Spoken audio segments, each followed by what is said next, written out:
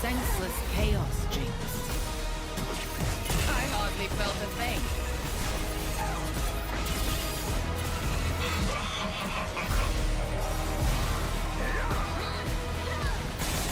Nothing I couldn't handle.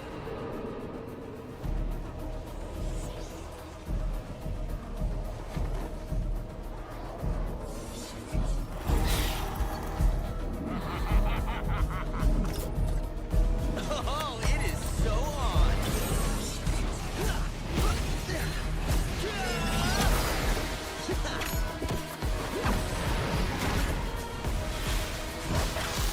It's about to get messy.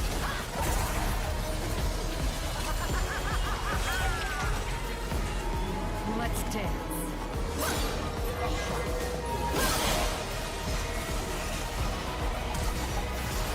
Blood for Noxus!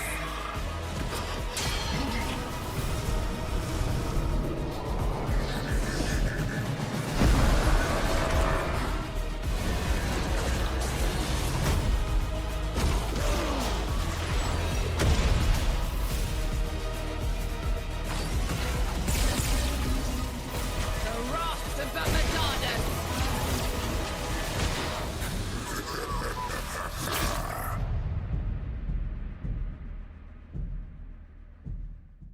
These fists ain't just for show.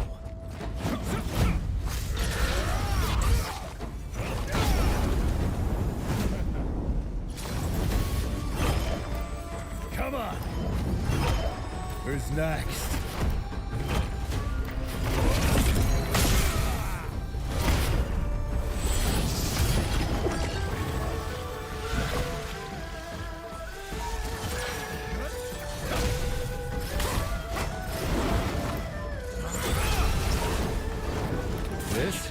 This is the coil before the strike. Let's settle the score.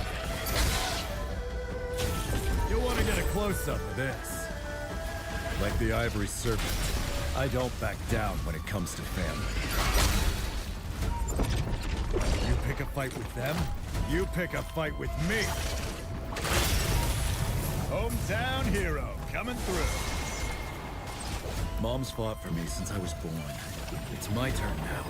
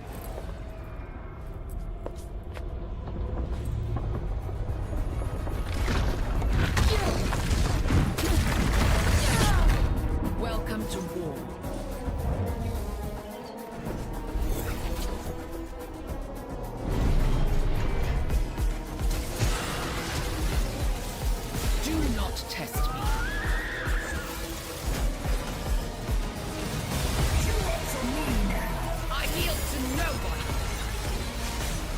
Watch this. Such senseless chaos, Jinx. I hardly felt a thing.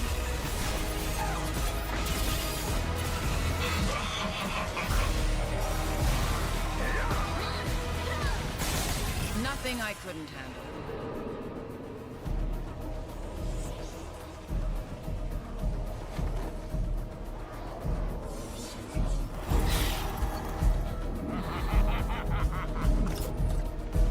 Oh, it is so on.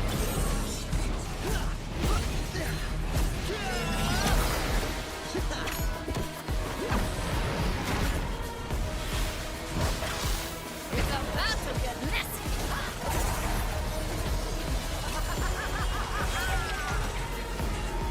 Let's dance.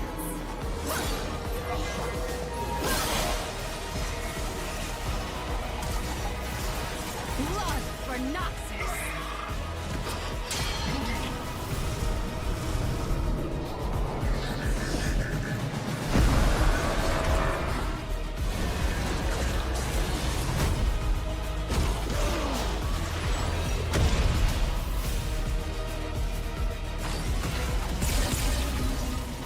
The wrath of Abaddon.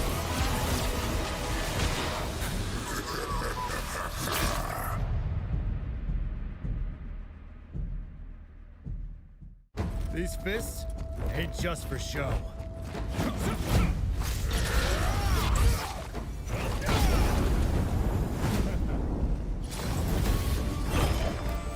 Come on! Who's next?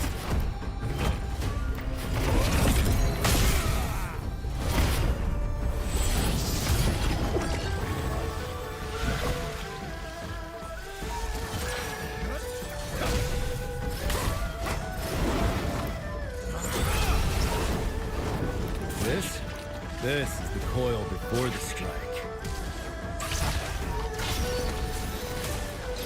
Let's settle the score. You'll want to get a close-up of this. Like the ivory serpent, I don't back down when it comes to family. You pick a fight with them, you pick a fight with me. Hometown hero coming through. Mom's fought for me since I was born. It's my turn now.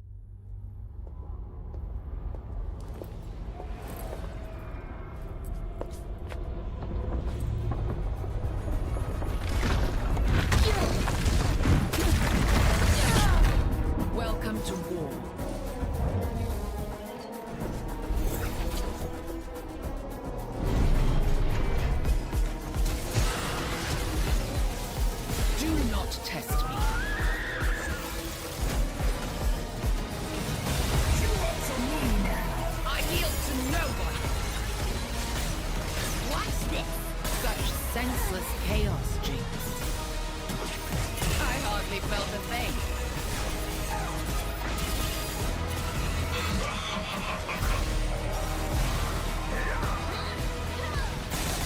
Nothing I couldn't handle.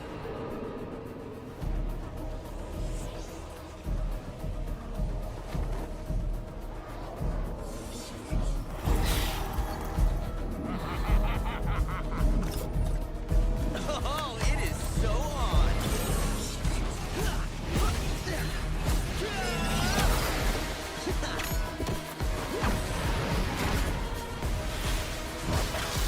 It's about to get messy.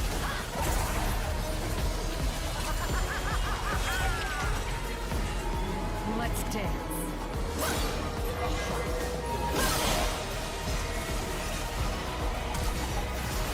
Blood for Noxus.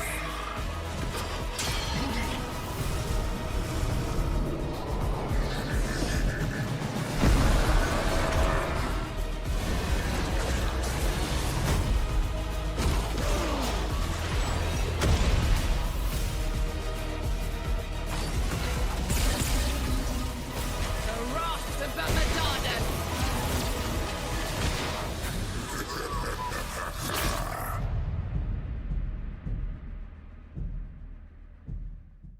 These fists ain't just for show.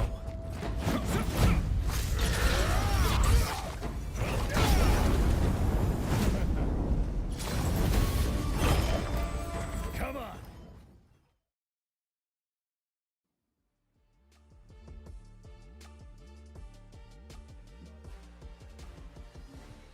Yeah, we are up with a great series of matches to celebrate the union of the Southeast Asia servers. And with me today, I have Madness, who's going to be my co-caster, as we follow the journey of one particular team in this particular stream, which is going to be Biryani. Madness, welcome to the stream. And are you excited for this tournament? Because it seems like for once we actually see the entirety of SCA play against each other with these influencers and gamers that we have on board.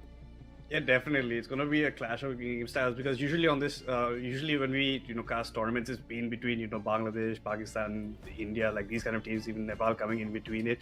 But now we get to see Thailand and the mix up between everything of our entire region, right? And this is, as you said, a celebration of the merge of the regions.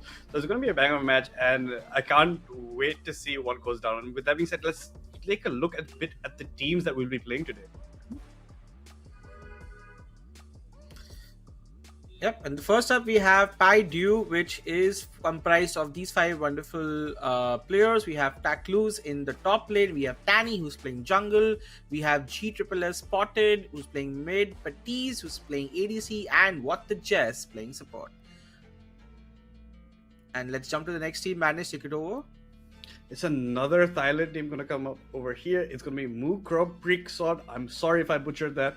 Yeah, we have a bunch of talents coming out over here. We have Ruha SG in the top side, Zil Natsar in the jungle, Relax with a lot of laws with it, as well in the mid, and WRDZ as the ADC, and Davion as support over here. So you can see that we're actually having a lot of the influence. There's going to be a variations of the different ranks as well that you'll be seeing. So it's going to be about how well they have chemistry with each other and further on over here, Bishan.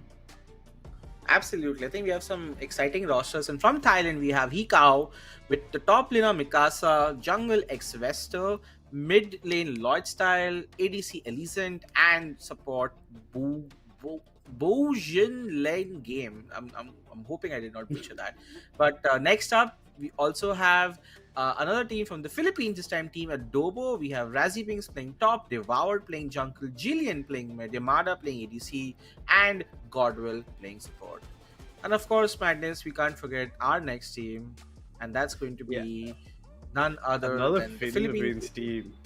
Cine Gang coming in. I just love their their name and their jerseys are looking really good. So we have Kaigu in the top side, Rebenga in the jungle, EXO in the mid lane, Mirmu in the as an ADC, and Rox TV as the support. Rox rocking that nice pink hair with him. So as you can see, we do have a bunch of different teams over here. And then moving along over here, we have Indonesia's corporate slave, Lee Bum Chan in the top side, Chastfall as the jungle, Kruoa in the mid lane, Nidhogg are in the ADC role, and Turrican as the support. And for the first time, we're seeing a substitute as well, as Crazy will be as a substitute in case anything does go wrong for his team side. Absolutely. And the last but not the least, we have actually couple more teams left. Yeah, Singer from Singapore, Malaysia. We have VR back with Blair in the top lane, Caspiel in the jungle, Nico Desu from the mid lane, Clay X in the AD carry role. We have Philia who's playing support, and of course they have a substitute called Sagi. And to round out this wonderful team roster as well, the last team from India, there we go, from South Asia rather, is Team Biryani with Exion in the top lane, Kaka playing jungle, fellow caster turned influencer streamer for this matchup, Akshaj, the behemoth in the mid lane, SKplz, and Khelraay rounding off the bot and the support. So there you have it, guys. These are the rosters that are in front of you. But what are they fighting for is what we will look at right now. The Battle of the SCA, there's a whopping $10,000 worth up for grabs for all these teams that are playing, with the champion walking away with $2,000 and the second, third place walking away with $1,600 to $1,400. And you can see the entire breakup of the $10,000 up for grabs. So, yes, Madness, these teams are playing, but there is some money up for grabs. I'm sure each team is gonna make sure that they pull out the best. And not just the money, right? It's the bragging rights, right, of this entire thing about your team being the best in the region or whatever. You can say that this server is better than this. You could at the end of the day, but now it's a battle between them, and you can see the brackets coming up on your screen. We mostly will be focusing on the Hikau, the Thailand team, versus Team India's Biryani. That's the matchup that we will be showing and we will be casting along. And further on, as it gets updated, we will be seeing what goes down. But yes, on the top side, you have a Philippine team versus the Thailand, Adobo versus T1 Paidao, Thailand versus Indonesia. Then you have Philippines versus SG and Malaysia. I think they had just one SG player in that team, so they had worded like that. So City Gang versus We Are Back is match 3. And whoever wins that will be facing the winner of the match we will be showing between Hikau and Biryani. I think we're a bit biased. We're going to be rooting a bit for the Biryani side over here, won't we, Bishi? Yeah, I think if you're tuning into the LOL India South Asia channel, of course, we have our favorites, and that's going to be Team Biryani as well. I'm looking forward to how they fare up against their matchup as well. I think it will be quite interesting, as we are going to start very, very quickly. Note that all the matches in this tournament are best of ones until the grand finals, which are going to be best of 3. From today to tomorrow, all of these streaming teams from different countries will be battling it out, and eventually we'll have the final winner. Who will it be? We don't know, but we're hoping Biryani makes it to the top, because I'm excited to cast their team, and they have a good roster as well. So I think what do you have to think about the roster as well? Because Madness, you've been a part of the Insta scene for a long time. You have seen a lot of these streamer tournaments coming in as well. So maybe talk a bit more about Exion, SKplz, and Khelraay, because these are streamers who have played League of Legends, and there's a lot of skill there as well in terms of how good they are.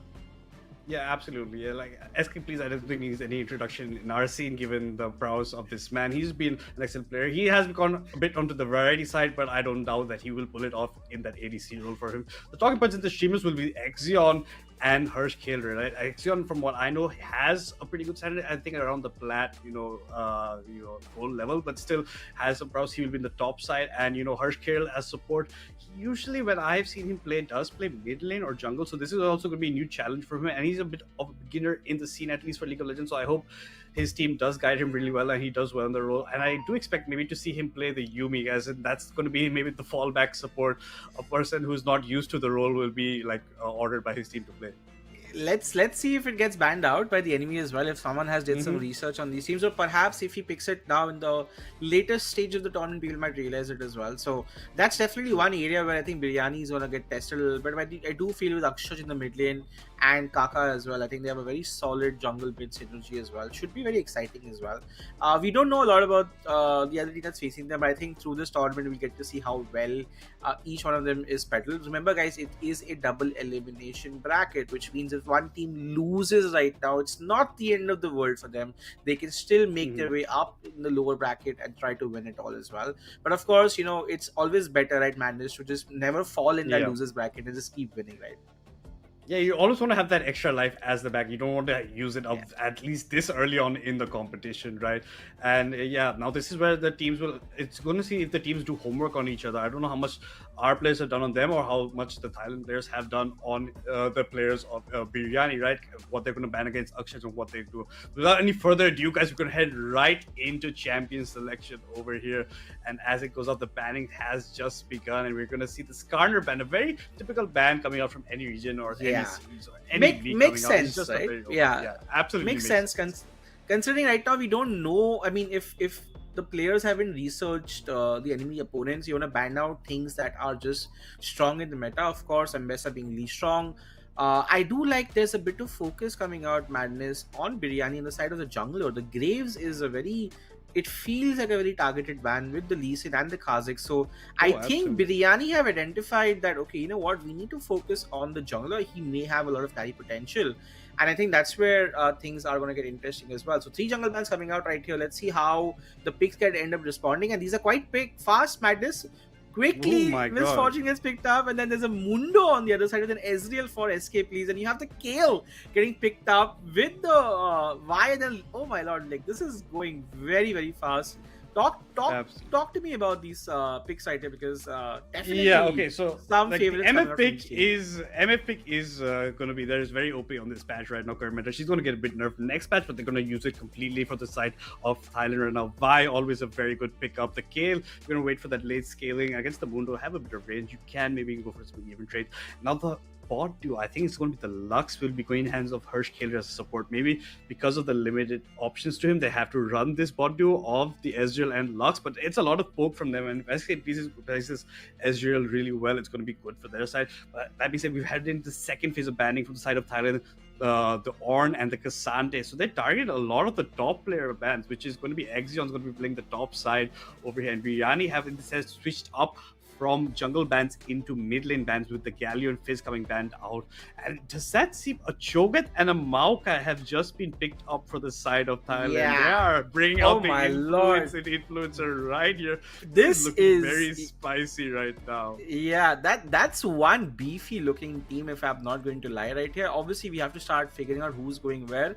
It's become very obvious that it is going to be the Kale mid, the Cho'Gath top, the Maokai support, considering we are seeing teleports on the side of the Kale and the Cho'Gath.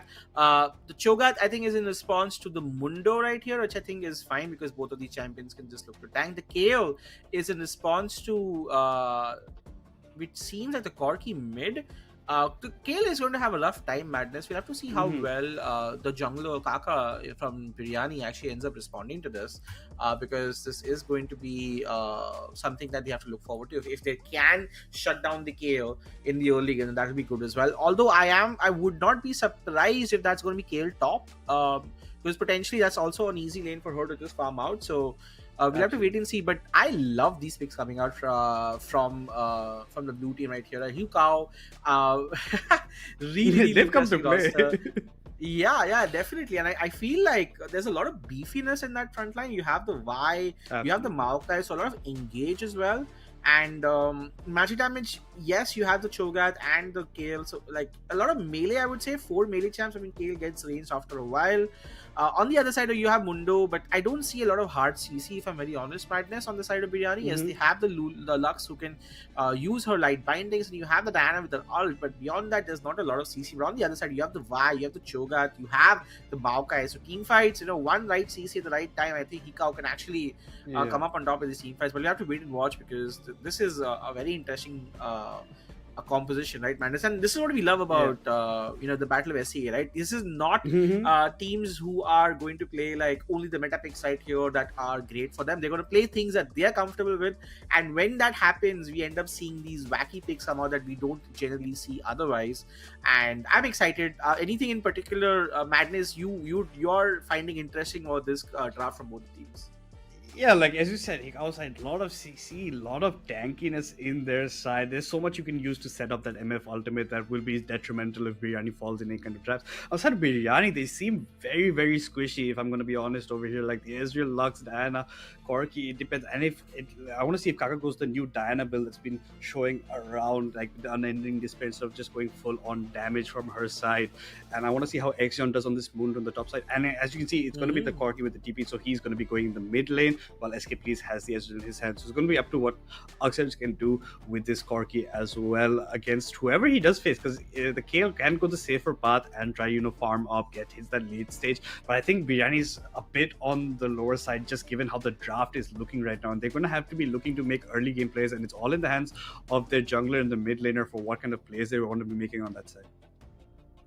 Absolutely. We are just 45 seconds away from game, guys. Remember, this is the first match of the tournament. It is a double elimination. If you lose, you still have the opportunity to climb back from lower bracket. Of course, both these teams are looking to come out top. But let's quickly have a look at the team rosters here, man. It's on the top side with Hika. We have Mikasa playing top. We have X-Vester playing jungle. We have LOLYT Style playing mid. I think X-Vester was the one who got banned out a lot, so I think we have to keep down how we have Exion playing ADC and Boojin Baung Len game. I'm going to call him that for now. He's playing support. And in BIRYANI, aka the Indian League of Legends roster, you have Exion playing top, Kaka playing jungle, Akshaj playing mid, SKplz playing ADC, and Khelraay is going to be the support. So there we have it. The rosters are in front of you, and we will get on with the matches very quickly. You guys are watching the Battle of SCA, and this is going to be game 1 with Team Thailand playing Team India, Hika playing BIRYANI Madness, and I think we're in for an exciting game. What do you think? I feel absolutely. like this is going to be a banger because people are just going to fight, and I expect a lot of skirmishes happening the first 10 minutes of the game. I think there's a lot we can look forward to with respect to team fights and excitements. I hope that all of you watching are just as excited as we are to cast this match as well. And I do have to talk about Akshaj, right, Madness? I think he's going to be one of the players to watch in this game regardless. Yeah, absolutely. And I don't think they targeted him that much as they should have against the player of Akshaj caliber. Anyway, he pulled out the Corki. Not that meta right now in the mid lane, but let's see. This man has worked wonders before with off-meta picks, and he has it in him to do it again. He has that complete potential in his hand. X-Vester is the guy who got targeted from Hikao's side, so we have to watch out for him as well. And LOLYT is the guy who got banned out the second phase of banning, with the Fizz and Galio ban coming out against him. And even though they didn't need the Galio, given how much tankiness the side of Hikao does have, I really want to see how it goes. And Khelraay has to step up huge here and provide SKplz with the good support and let him get fed. And it's going to be SKplz versus Elisent in the bot side. So I want to see if SKplz has that skill that he was known for all those ages ago. And he did show it in the streamer clash that we did have before, so I really want to see what he can pull off. He was very good on the MF, but this time on the Ezreal, let's see what they go for. And that MF pick up by Hikao is going to be a huge factor over here. I want to see Exion with some good ultimates from the MF. That's the only thing that can happen. But yes, guys, we're jumping right into game 1 over here between Thailand versus India. And as you can see, both teams have walked into the rift very comfortably.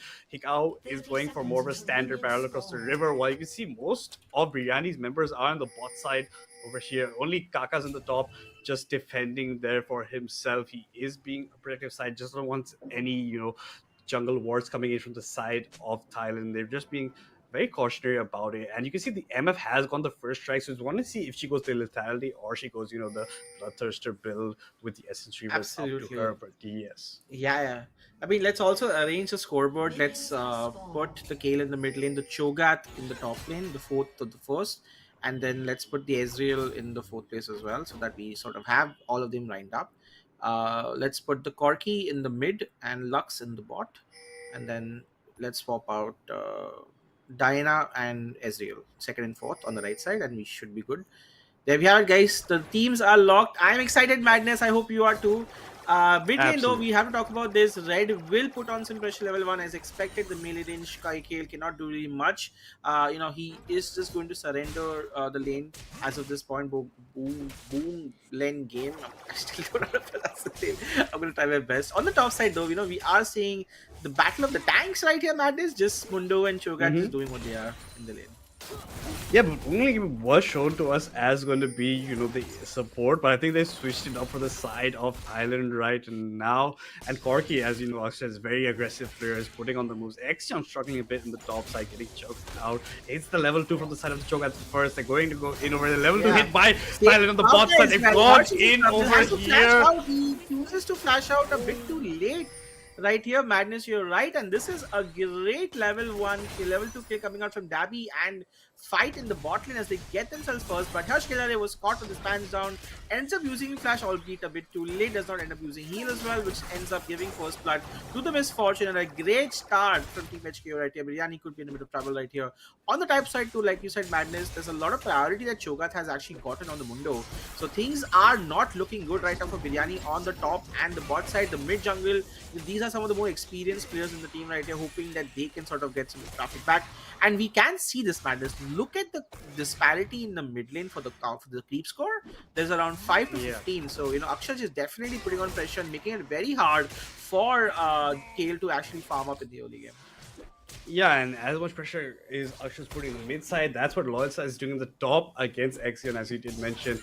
The waves have been getting pushed in. Exion's just trying to go for trades. Nice axe being thrown into the face of the Cho'Gath over there. But yeah, we slow down. But over here, Red has put, as you said, a dominant lead, almost twice, exactly twice the CS of the kill right now. Exion has to be very careful what goes on him. Both junglers on the bot side, but the Vi is recalling maybe to go top and maybe go for a dive later on, because it's being set up pretty well by the Cho'Gath right now. Given how far the Mundo's being pushed up, maybe we should be looking to get a TP back in to do something in this lane. Absolutely. Not much as can be done over there. The bot side, the harsh part is going to be a bit of the fatal flaw of Team BIRYANI currently, given that he doesn't have that much experience on the role that he's playing at least. So he has to be very careful, and SKplz has to guide him pretty well. Yeah, I mean, honestly, I really like how the Cho'Gath's playing this lane. Absolute slaughter. Like, look at the CS disparity. It's even bigger than the one in the mid lane. And I think, like, LOLYT style is playing the Cho'Gath so well. Cho'Gath has a lot of sustain, guys. Every minute that he kills through his auto attacks, he heals up HP. That allows him to actually be very strong in lane. And look at this one. He is actually looking to even get the turret trade. He wants to... Oh, he almost gets that. And there you go. A solo kill in the top lane. Beautifully played by the Cho'Gath right there. He gets the kill for himself and will go back 30 CS to 11. Both our amateur streamers, or people who are not that familiar rather with League of Legends, amateur League of Legends streamers, I could call them, are struggling in this lane right here. While SKplz, Red and Kaka seem to be doing fine. Will the disparity in the skill level in the top and the support be the doom of BIRYANI gaming is something we'll have to figure out right here, Madness. Yeah, absolutely. And Kaka and Akshaj, we didn't have intention with them going in. It was Exion and Khelraay that are a bit on the chopping block from this side. Not much to use. SK is going for a very aggressive trade. The binding does land here from Harsh, but not much. SK does get a bit trade in, but he has to back up. The Maokai is coming with a flash forward. Maokai goes under turret, has to go away instantly. The flash gets nullified by the flash of SK. Nice quick reactions from the Ezreal to get out of danger over there. Yeah, but this flashless TDC in the bot side. As you said, this bot lane is struggling. Has their work cut out for them absolutely right there. I mean, you know, aggression from the Maokai right here really helps them out. Flash for flash is a trade that the Maokai would happily take with the Ezreal. And now the creep score disparity in the bot lane starts to show as well. Like there's around a 10 CS lead that the Maokai has. And on that, level 6 has been achieved. The Kale finally becomes a champion, guys. She has range. And now she will be happy to use her range. The binding does land at this point. A little poke gets done. But on the other side, Kaka finally goes in. It's a fight in the jungle camp right here. They both want to do the dragon. Teleport comes out from Cho'Gath right away. There's no teleport on the Mundo right here. So very smartly, BIRYANI decided, you know what, we don't have numbers advantage. Let's back up right here. Lot was invested on teleport, and the Cho'Gath does end up claiming the monster from his hand as well. But they will go after the Krugs right here. Sorry, we will go after the other camps right here as well, but let's see if they are able to get stopped as well, because Mundo needs to really rotate down. You know, he should at this point, and Maokai has already rotated. Madness. There is no Lux there, mind you. It's going to be a 4v5 if at all, and Grubs will be given over as well. So Team HKO with a commanding objective lead in this game as well, purely brought upon by the rotations possible by Cho'Gath right here. They didn't even trade it. They got everything, Madness. They got the Dragon, they got the White Grubs, and they are now in a very, very good spot in the game. Yeah, absolutely. But I think Kaka did a smart thing. He knew he's not getting the prior, his Mundo's not walking. Now he does take one grub away, so that does nullify them getting that into the feet of the epic monsters category. They've only got their Drake right, and now as one monster. So nice work from Kaka that side, at least getting one for himself before he has to get away from it safely. But yeah, it's not looking good for BIRYANI right now. I really want to see the boys step up over there. Corki also was backing away. He was low on mana, so he couldn't even be close to that fight. Now Kaka has a lot of work to put in to try and help his top side, because Exion's struggling, because even how much Cho'Gath roam, he is still twice the CS of that Mundo right now. So just show you the prowess of Loyal style, what he's doing right there. That's a very difficult lane right here as well. And also, like, when it comes to team fights, right, like, what is their engage? Like, yeah, do you have a Diana ult going in? Maybe that's about it. But like, they don't have a lot of agency to like really make picks right here as well. I mean, you could say the Lux could make it, but I think Harsh is just in this point happy to just take his Dark Cosmic Lux skin and just farm up for this point. But obviously, Red is trying to do a lot on his side. There you go, takes a plate down, or doesn't decide to take it. One more attack. Yeah, there we go. Has the plate for himself. Has the highest CS in the game. Is farming up as well. As is the Diana, which honestly for her, she would be happy to do that as well. In the bot lane as well, finally some sort of trade coming out. Remember, it's a double range matchup.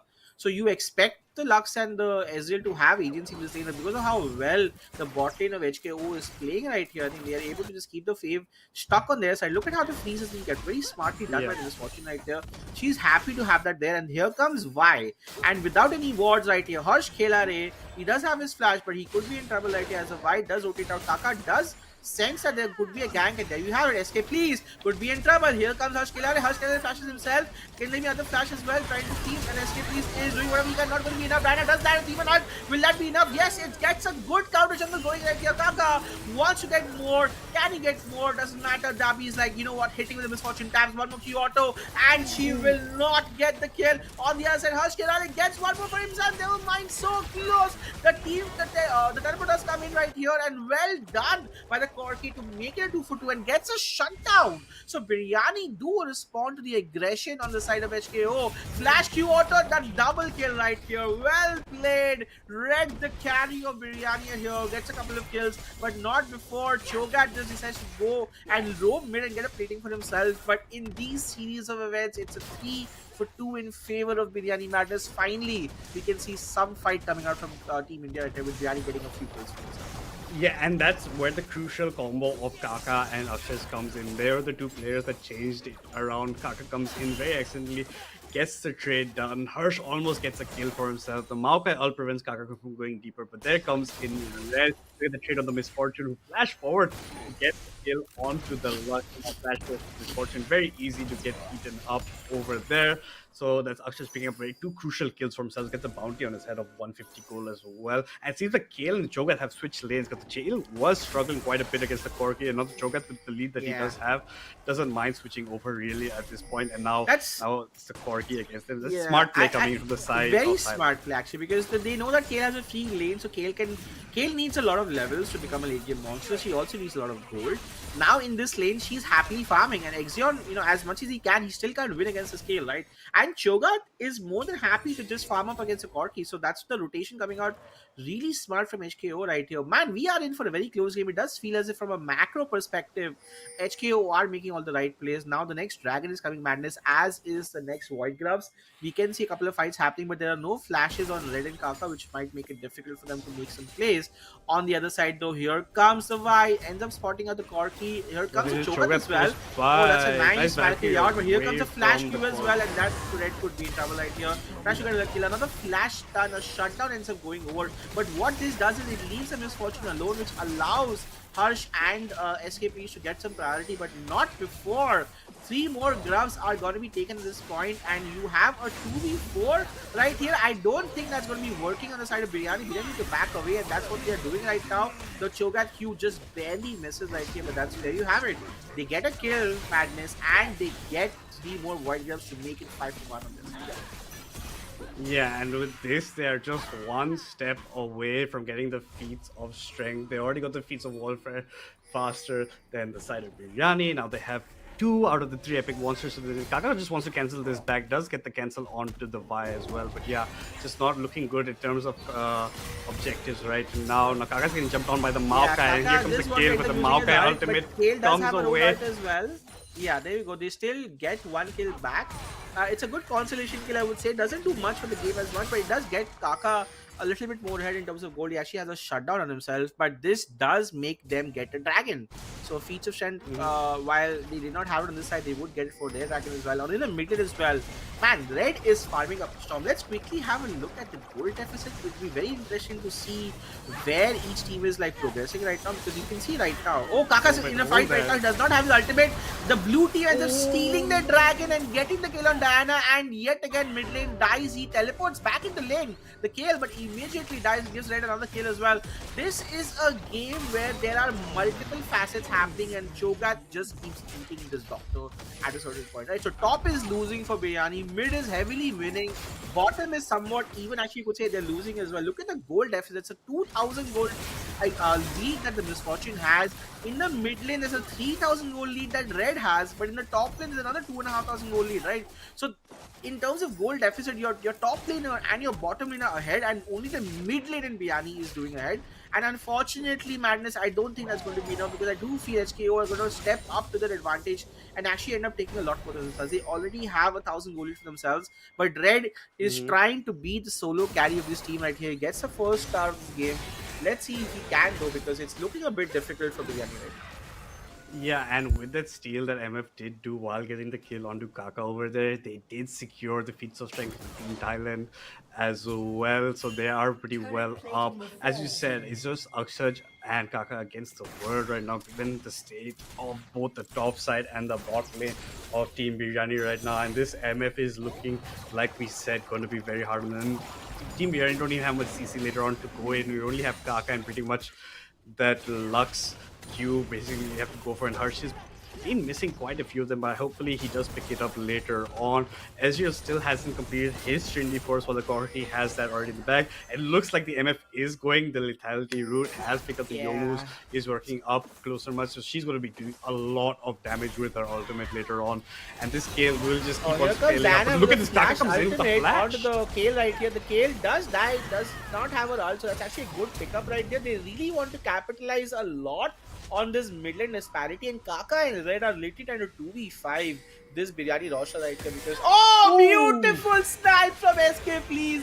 Say, you know what, I don't think you guys should be the ones having all the fun.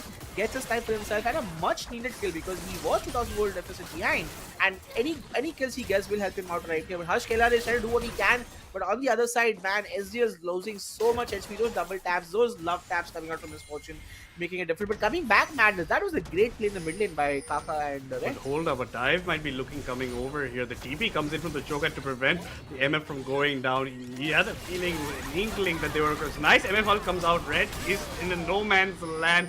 The shutdown being picked up by the Cho'Gath over there.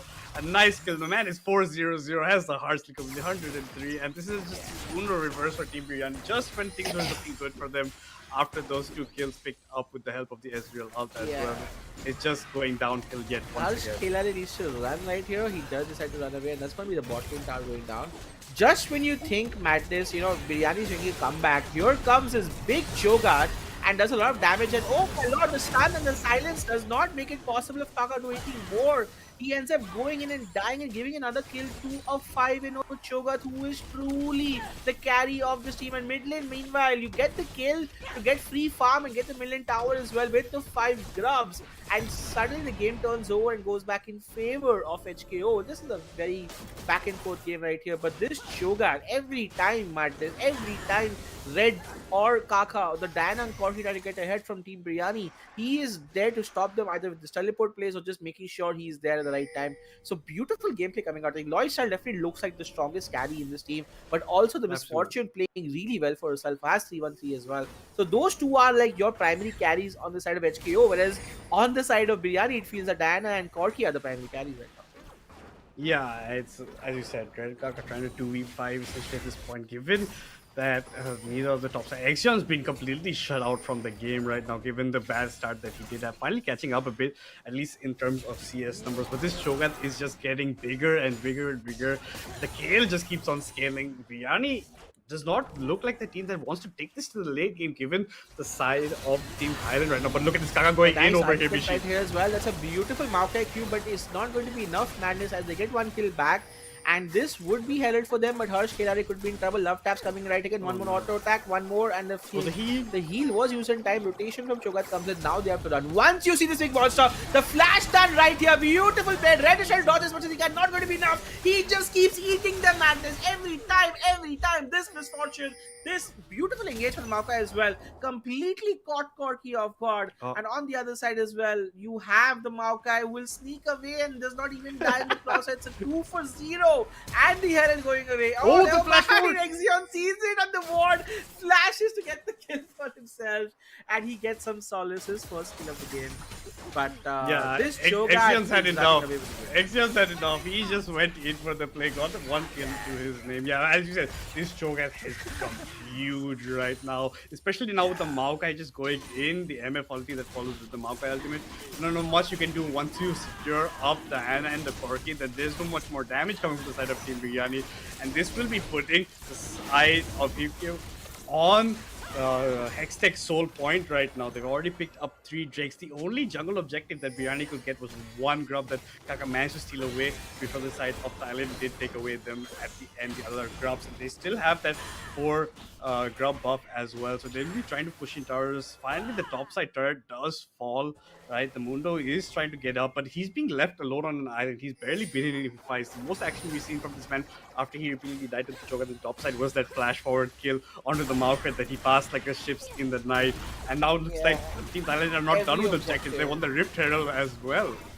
Yeah, they got the 3rd dragon as well. No contest, so they kept dying. They got the Rift Herald as well. This is mostly because of the pressure being created by the top and the bot lane at this point. The Maokai as well, just so clutch and pivotal in these engagements on the Corki, right? Once you land a guaranteed loot from the Maokai, it follows up with the Cho'Gath Q, follows up with the Cho'Gath Silence, but then follows up with the Cho'Gath Ultimate, which completely makes it impossible for anyone to counter at this point, right? So it's very hard for even Red, even as fed as he is on this Corki, to actually make any play happen, because the moment the Maokai is in his sight, he is just going after him. And again, the towers go down, the Midland Tower also, Dabi is just farming up a storm right here, and things are now looking a little bit more difficult for the side of BIRYANI. I think they are struggling. Meanwhile, Madness on the other side, this scale is now just farming, has finished the first item completed, and has gotten her level 11. Now we'll go to level 16. But on the other side, finally they want to kill. I don't know if Red should be looking to take that kill. He does want to, but just decides to just do. He's basically tickling him at that point, the amount of damage that the Corki is doing to the Cho'Gath right there. And yeah, Cho'Gath gets out. And as you said, the Kale is just farming up as much as he can. Nice switch that was done over there. SKplz has to run for his life. They're all coming for him. Has to use the Arcane Shift, has to flash away. It was a flash forward by the Vi to try and catch up. That did result in SKplz flashing out, so he doesn't have a flash. This does look like a lot of draft diff as well, Madness, because like you said, you have so much engage on the side of Team HKO. They have the Vi, they have the Maokai, they have the Cho'Gath, you have the Misfortune Ult in these team fights. And then what do you have on Team BIRYANI side? You just have a Diana going in, and that's never going to be enough. And I do feel that this is a bit of a difficult draft for them to play on.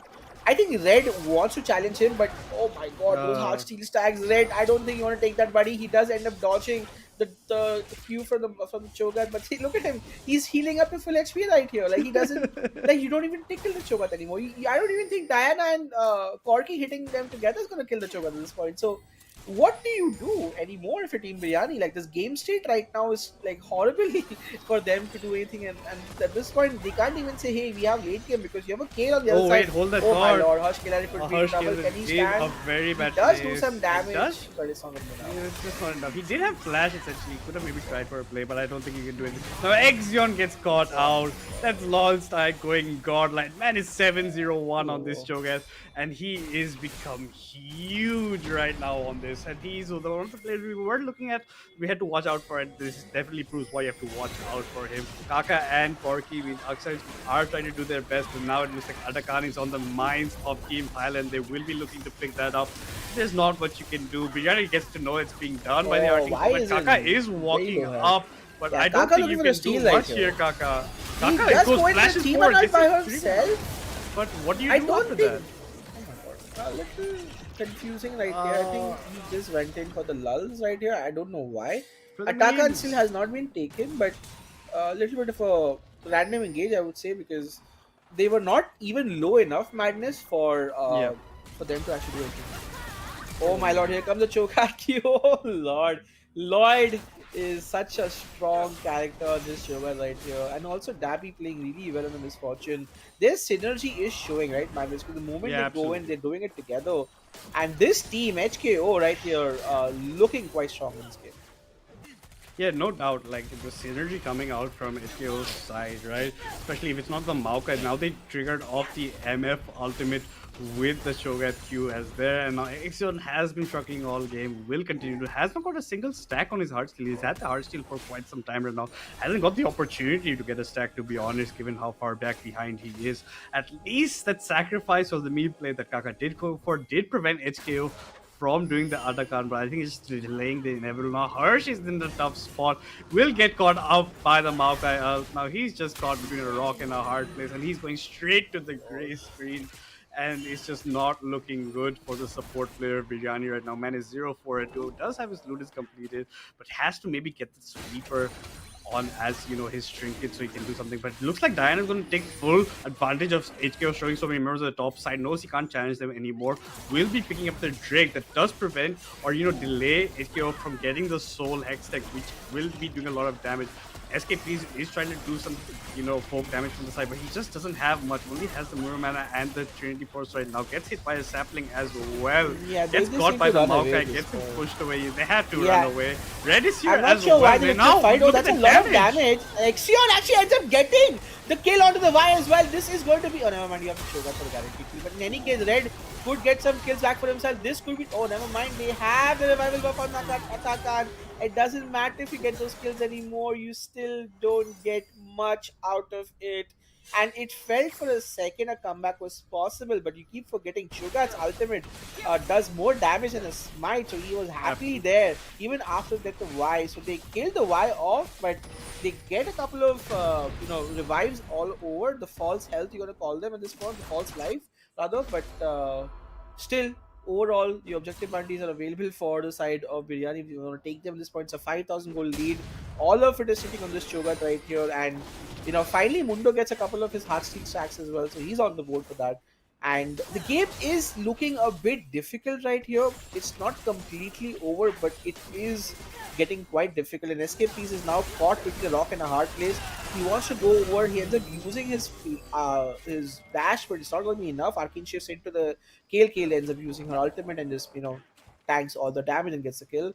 So another kill going over, and now the Kale is actually also farming up to be quite good. She's just 30 CS behind the Corki.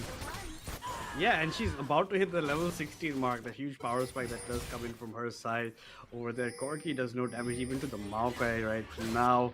Does have Trinity, does have the Mura Mana, is looking to be making the motor. But look at this again, Hirsch Killer with a bit of mispositioning over there. Gets instantly caught up by them. I don't think the Vi even had to, utilize the, or, use the ultimate for herself to claim it, but they do claim it. They claim the tier in the mid lane. Now Kaka is being caught by this massive Cho'Gath over here. He doesn't have his flash up right now, can only choose to fight against him. Not much he can actually do. Cho'Gath has the R, presses that button on his keyboard. Instantly Kaka sees the gray screen and looks like Exion will be following him shortly right there, following the ult from Dabi right now. And now it looks like mid inhibitor will be falling. Top tier 2 also fell to the hands of the Cho'Gath. Now it's just being coupled. We are being pressured from all sides. This scale has been working up the bot lane slowly. They reached the tier 3 here as well. We'll be looking to pick up the inhibitor. And it looks like BIRYANI are just delaying the inevitable. They have to just see something they can go for. But as you said, no engage, no CC, not much of a front line given how far behind the Mundo is right now. And just how humongous this Cho'Gath is. And Kale has scaled up quite a bit as well.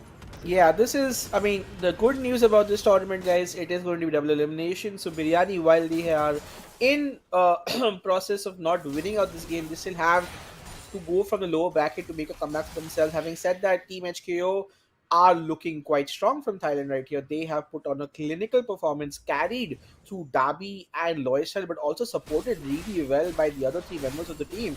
And at this point, you do see some kings in the armor of Biryani, you do know that I think Exion and Harsh are having a much difficult time in this lane as well. And because of that, Harsh himself is not able to do much in this lane. And just that level 1, first blood to the misfortune right here. Cho'Gath just being an absolute monster in that top lane. The amount of domination, you don't see that much from a Cho'Gath Mundo matchup. But the amount of pressure LOLYT was able to keep, and just how tanky he is right now. He has more than 5,000 HP in this game already. This is 27 minutes in the game.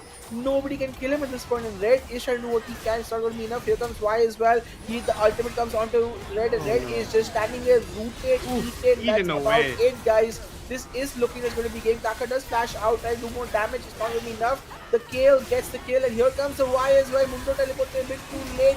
The streamers are trying. The Azil ults are falling, but the game is not going in favor of Team Biryani as the top lane inhibitor goes down. The last of the inhibitors is going to be taken, and now Madness. This looks like this could be game for Team HKO. This is definitely looking like game. SKplz, the only survivor from the side of Biryani right now, doesn't have enough weight here, doesn't have enough damage right now, can't do anything. I would say there. Marco is following it up, gets him pushed in the arcade shift, gets pushed back. It's just now a formality for the side of HKO, and they will be winning this match and sending, unfortunately, Team Biryani, Team India to the lower bracket, where they hopefully will have a revival of some sort. I mean, beautifully played from Thailand's Hikao right there. Great performance coming out from the Cho'Gath and the Misfortune, but overall really well supported right here. This is a clinical victory, and the team, and they have set them up. This is a team that won't be easy to look out for, but also now that you know how strong certain champions are on certain picks, you know that you need to ban out the Cho'Gath, or you may need to just ban out the Y or the Kale, because the composition drafted by this team really allowed them to completely annihilate their opponents in Biryani. You had Red with his moments in the mid lane, you had Kaka trying to do his carries, but it was just not enough. At a certain point in time, the Cho'Gath got too tanky, and the rotations from him, the snowball prevention coming out from Cho'Gath, just making sure his own snowball was also carried forward, made sure that they got that victory for themselves, and honestly, well deserved. They definitely do move on to the semi-finals of the upper bracket. Yeah, definitely deserved. But Cho'Gath did dominate. Exion was punished a bit, for maybe just a bit of an experience difference between the top laners, at least at that point. And with that push coming in, it allows the Kale, switch up, go top side, gets her own free farm, and she was just split pushing basically the entire game. I barely saw her in any of the fights, but this Cho'Gath we did see in every single fight, and he was the bane of the existence of Team Biryani. There's not much you could do about him. The Corki and the Diana did try their best. They tried to make plays here and there, and every time they did go for plays, unfortunately, the bot side were getting caught out quite a bit, especially the Lux over there. Harsh getting caught out, did give even over the first blood as well with that kill. So it's just a tough point of that. And guys, with that being said, let's take a look at a bit of the highlights of this match. And I think it's going to be a bit of a highlight reel for this Cho'Gath, and maybe some of the Diana, kind of plays that Kaka did. I mean, it started from level 1 itself, right, Madness? When you had the level 2 advantage coming out right here, Makai just goes in, the tap on the Lux just makes sure the Misfortune gets ahead, right? So early game, you think, oh, what's happening? But on the other side, Team Hikao kept the pressure up as well. There you go. The Cho'Gath also lands the silent side here. Beautiful tower diving at level 5. It's mad. And on the other side as well, you did see some plays coming out right here. You could see the Diana here trying to get back into the game as well. Corki, great rotations from him. Darby just wanted to dive his opponent, ends up giving the shutdown over. So you felt like, okay, you know what, this was like a 3 for 2, but doesn't matter. Look at this. Flash, Q, stun, then followed up by the silence, and then you just eat them up. There's not a lot the Corki can do when you have such great layering of CC coming out on that side as well. Now, Red, try as he might, he was doing really well in the mid lane as well. Had a great CS disparity. But on the other side, every time they fought, the jungle got stolen as well. Misfortune kept getting kills, Corki kept getting kills, but it didn't matter because I think HKO at every given point in time were taking all the objectives, Madness. Yeah, absolutely. And you can see Kaka with these kind of plays was trying to chain around alongside the Corki. You'll see an excellent snipe coming in from the Exion just in about a second. Right here is coming from SKplz from the bot side, recognizing what he can do and where he can maybe get a kill. So unfortunately, he was a bit falling behind from bot, maybe a bit more towards his support side. But yes, this top lane from the side of HKO, this Cho'Gath, especially combined with these MF ults that zone so much and deal so much damage. Not much can do. Kaka again goes for a nice play over here, gets a nice ultimate for himself, 2-man, and that goes the Vi going down as the Maokai has to try and run away from the fight. But yeah, at the end, it just gets neutralized by the top. Just look at this flash W again, right? So well played. It's so Every good. time Corki tried to do something, he just didn't get any opportunity. Point and click stun right here is so hard to deal with, right? And at this point, like, they just shut down. They realized Corki is a real threat in this team, and they did so well. Exion had his little moment of fun right here. And like, you know what? I can get my kill. I'm on the board as well, but at a certain point, you know, Harsh Khelraay is just having a very difficult game for himself. Try as he might on that Lux, is just not enough, and slowly but steadily, this boat started sinking for BIRYANI right here. And now you can see right here, Exion also just, you know, gets eaten up, and then Maokai was the Cho'Gath was just so pivotal in all objective team fights. Even at Atakan, you know, it did happen. And Kaka, I think at this point, this is a bit of a mental move from this man right here. He does get caught out. He does delay the Atakan for quite a bit, but it's just not enough. Given how many times, you know, Harsh Khelraay gets caught out on this Lux, he just doesn't have the positioning. And we have to give credit where credit's due. It's like he's not that used to playing the support role as well, so maybe he just doesn't know how to position himself when he is such a squishy champion as well. And here they did get the Vi, but the Cho'Gath with his R does take away the Atakan, provides the false life for his team, makes only sure that the fight that ended up going down. Instead, they get up red. Here, the Lux steps forward just a bit too far, a bit of mispositioning, as we did say, and this was the crucial ultimate fight that goes on here. They nail down the Corki. He cannot move for days over there. The Maokai ultimate comes in over there. That secures Kaka as well. Kaka tries to flash out, gets caught out by the Kale. It's doing damage right now. Kale didn't pop her ultimate, could have maybe survived over there, but yeah, just not much coming from their side. SKplz is doing what he can, but he has to just fall back. Not enough front line. And as we did say, they didn't have CC. They were pretty squishy on the side of BIRYANI. And yes, at the end of the day, a bit of a draft diff coming on the side of HKO, and they prove their mettle, especially LOLYT style, who was played this Cho'Gath to a phenomenal level. Absolute clinical Cho'Gath performance coming out right here. But I do have to talk about this game. I feels like, you know, now that you're heading into the second game, now certain teams know what the strengths are. You know, he might not get his Cho'Gath. LOLYT might not get his Cho'Gath again. We'll have to wait and watch. But Hikao looked quite strong in this first game. I do feel, you know, who their carries are at this point. You know that LOLYT is a fantastic top laner. You know, the ADC as well is playing, Elicent is playing quite well, is also a great carry at this point, so you know you can play around those things, and great support from the Maokai and the Vi as well. So I feel overall this is a very well-rounded team. The Kale did struggle early a little bit, which we expected it to, but you know, was able to come back because the entire team had their back on it. But on the other side, talk to me a bit more about what you felt was lacking from BIRYANI and what they need to do to sort of perhaps, you know, get a chance to then come back from the lower bracket, because you know they definitely had a lot of flaws in the gameplay. Yeah, I think they have to have a bit more of a balanced comp at least, and maybe put Harsh on a bit of a tanky champion, so in case even if he does get got out, he does buy some time for his team, and maybe he engages where he's looking at, because on the Lux he land some binds, but essentially it was on the lower percentage of him landing them, and he just was mispositioning. I think they have to, you know, guide them a bit, you know, Exion and Harsh, of where you're supposed to position. And Exion's Mundo pick didn't work out, but he was also heavily targeted in the banning from the side of Team Thailand, right, of HKO. They did ban out almost all top laners except for that Skarner ban, so he did have his work cut out for him, and he was struggling from the get-go against the Cho'Gath, and that allowed the Kale, you know, to switch up. Kale keeps on was struggling against the Corki, now gets a free pass at life and uses it to complete fruition. With that being said, guys, we're going to be heading into a short break before we head into future games, so don't go anywhere. We'll be right back.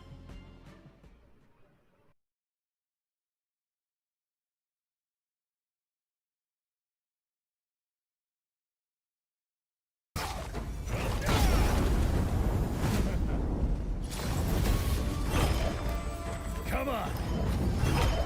Who's next?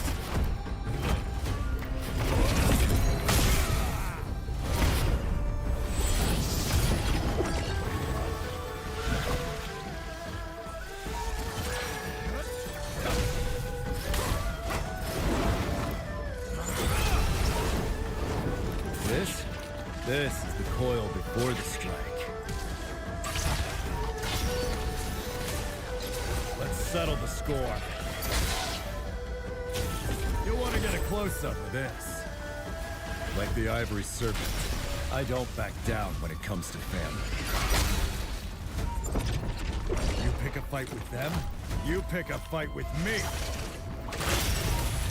Hometown hero coming through. Mom's fought for me since I was born. It's my turn now.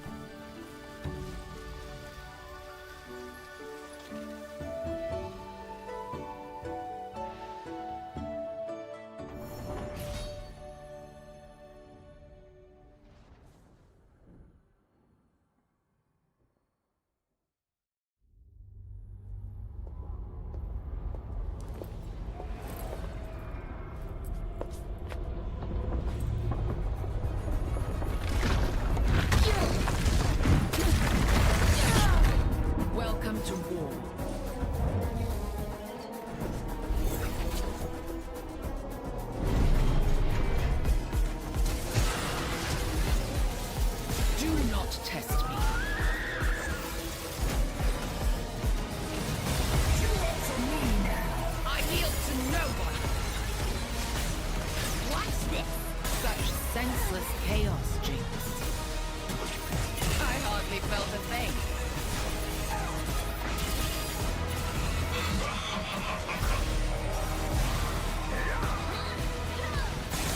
Nothing I couldn't handle.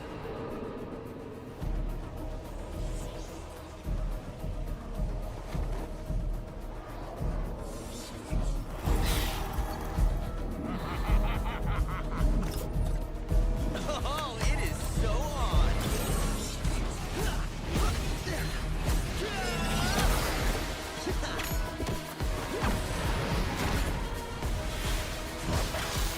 It's about to get messy.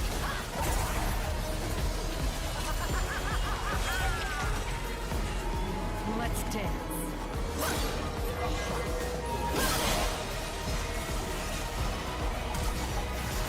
Blood for Noxus.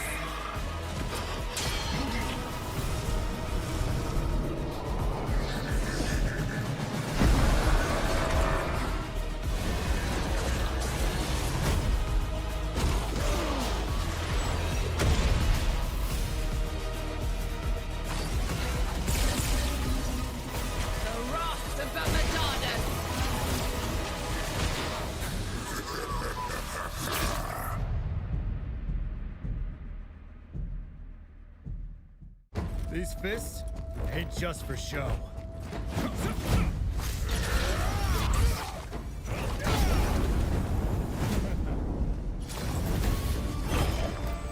Come on! Who's next?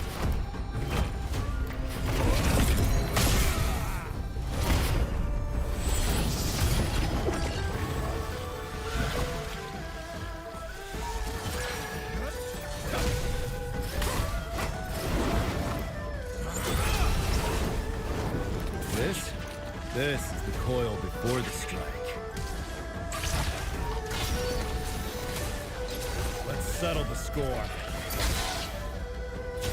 You'll want to get a close-up of this.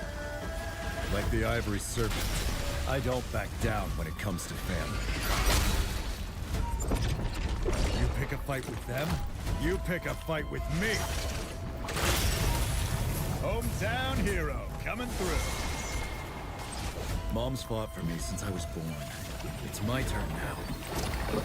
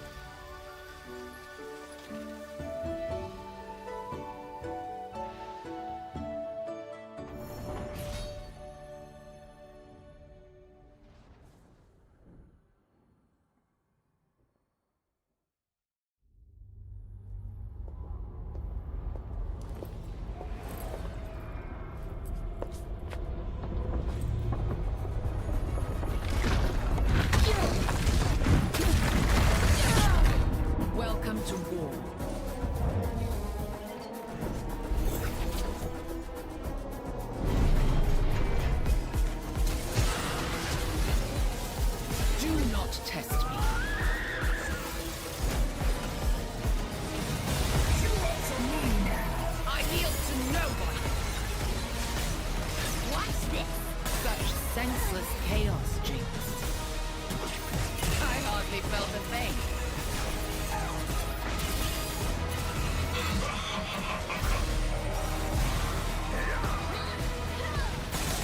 Nothing I couldn't handle.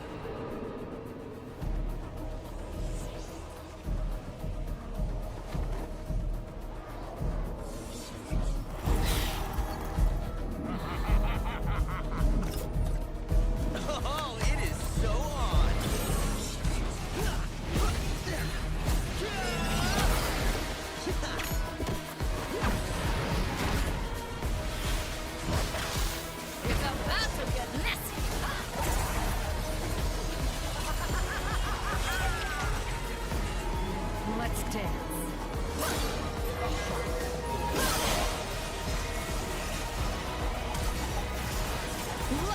Noxus.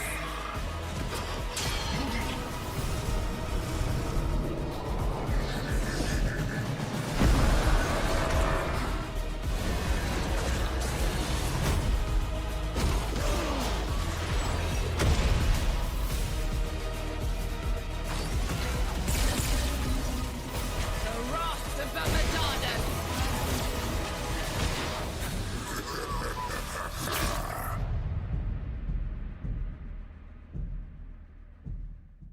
These fists ain't just for show.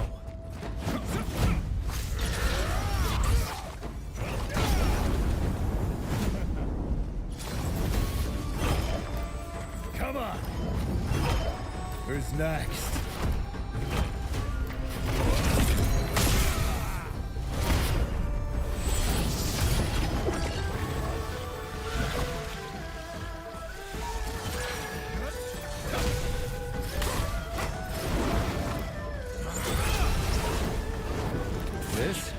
This is the coil before the strike.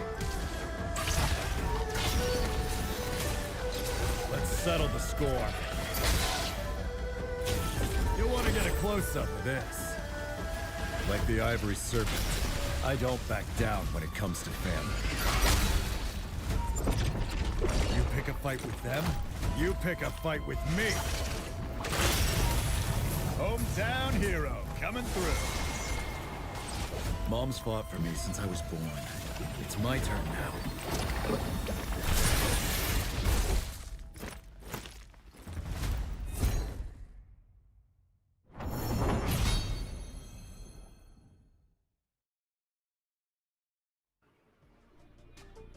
Guys, welcome back to the Battle of SEA. It's me, Madness, alongside Bishi, and unfortunately our favorite team, Team Biryani, has dropped to the lower bracket after losing to HKO, previously Thailand over there, and they will be facing up against Sini Gang, who lost to a Singapore Malaysian team. So now it's up to see what our boys, our Indian boys, Biryani boys, can bounce back with over here, Bishi. Yeah, so they are in the lowest bracket right now, which means this is their last chance, and it is going to be difficult, Madness. I'm not going to lie, because the team that they are facing up against is comprised of a couple of diamond players, a master player and a grandmaster player. So let's quickly have a look at the brackets, however, as we can see the story of how these teams have culminated. Starting off with the top side as well, you know, Adobo actually won their match against the Thailand team, and also Coreplay Slave got a victory as well. So, you know, you do see the Filipino and the Indonesian teams coming out quite well. And on the other side, you have the Singapore Malaysian team. We are back, who won against Sini Gang, and of course, we saw Hika win against as well. So in the semi-finals, you actually have the 4 major regions, one team from each region being represented. On the bot side, the losers bracket, this is where you need to keep an eye on. Right now, the 2 Thailand teams are playing against each other, so one of them will get eliminated. On the other side, the second Filipino team and the only Indian team, BIRYANI, are now going to face up as well. So remember, they have to make a very long run, Madness, if they need to make their way to the finals. As you can see, a lot, at least a victory of at least 4 matches up for them before they even get to the finals.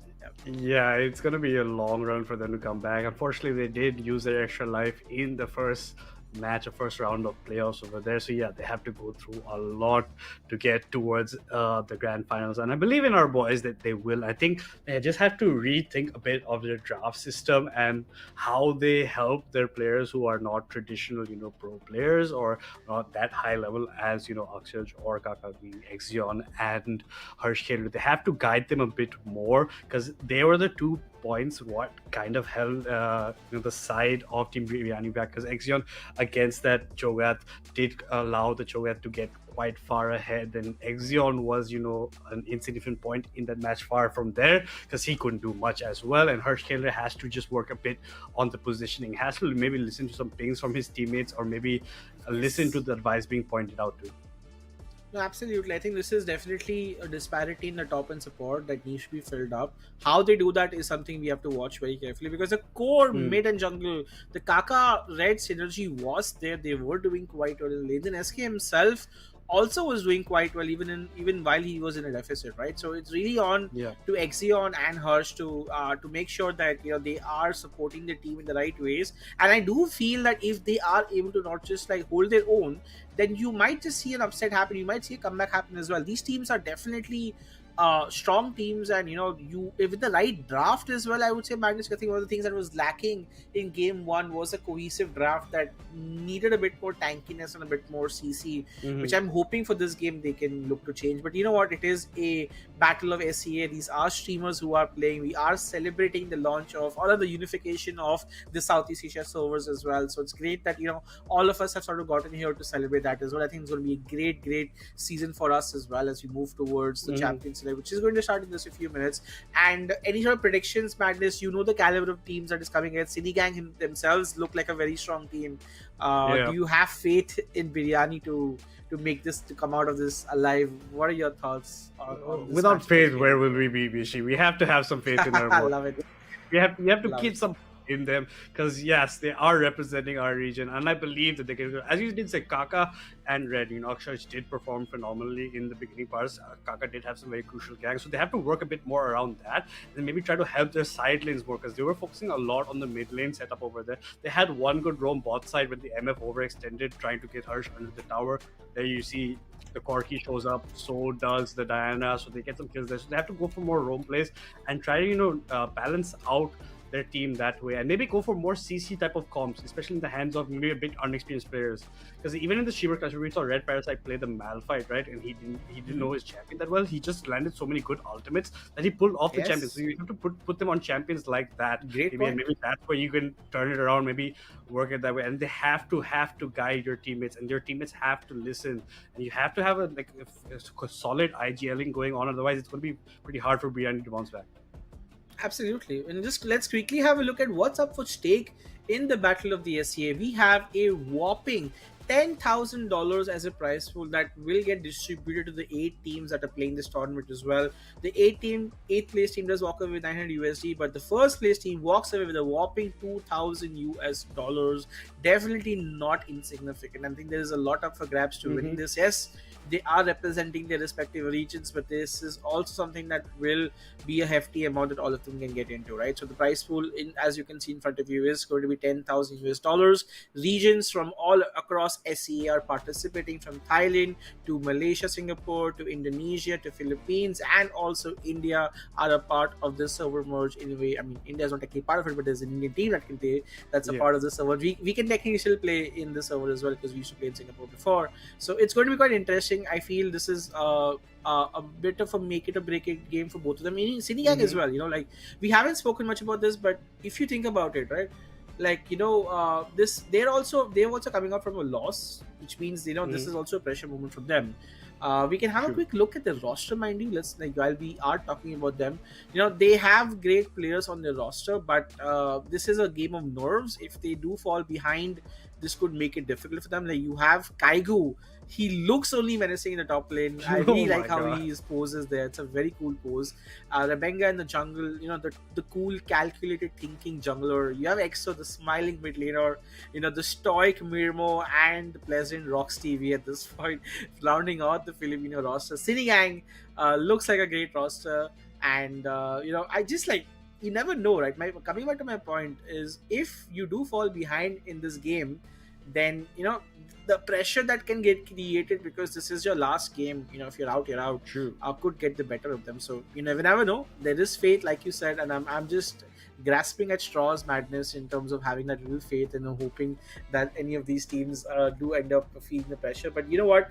The great thing is, we don't have to wait any longer. Let's head into Champ Select and see what is up in store for all of us. The Jace ban coming out right here from Sinigang, as well as Mbessa. So I'm guessing standard bans yet again from the side of the Filipino.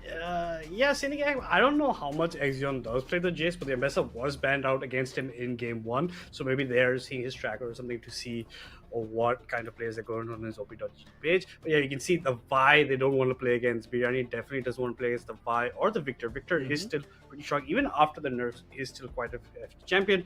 And the Skarner ban does come in. It's pretty standard all across. Everyone can play this champion. And this champion has so much CC. Something Biryani was lacking last time. I really want to see them put that in their squad this time.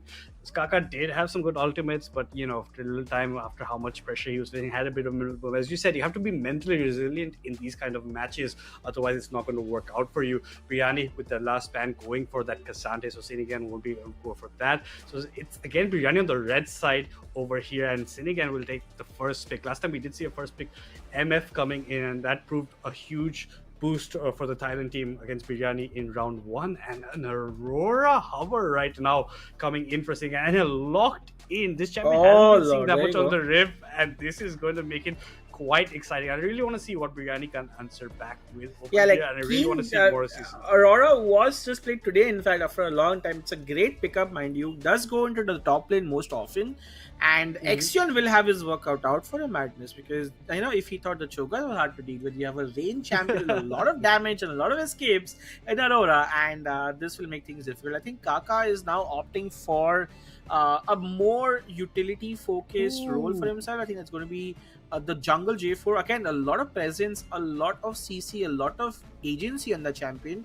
May lack damage as we head into mid game, but I felt he made that call internally that said, you know what, guys, I think I need to be the primary initiator of this team, so let me pick a champion that can initiate well. I love this Sion pickup coming out. I think Exion has definitely picked the right champion for himself right here.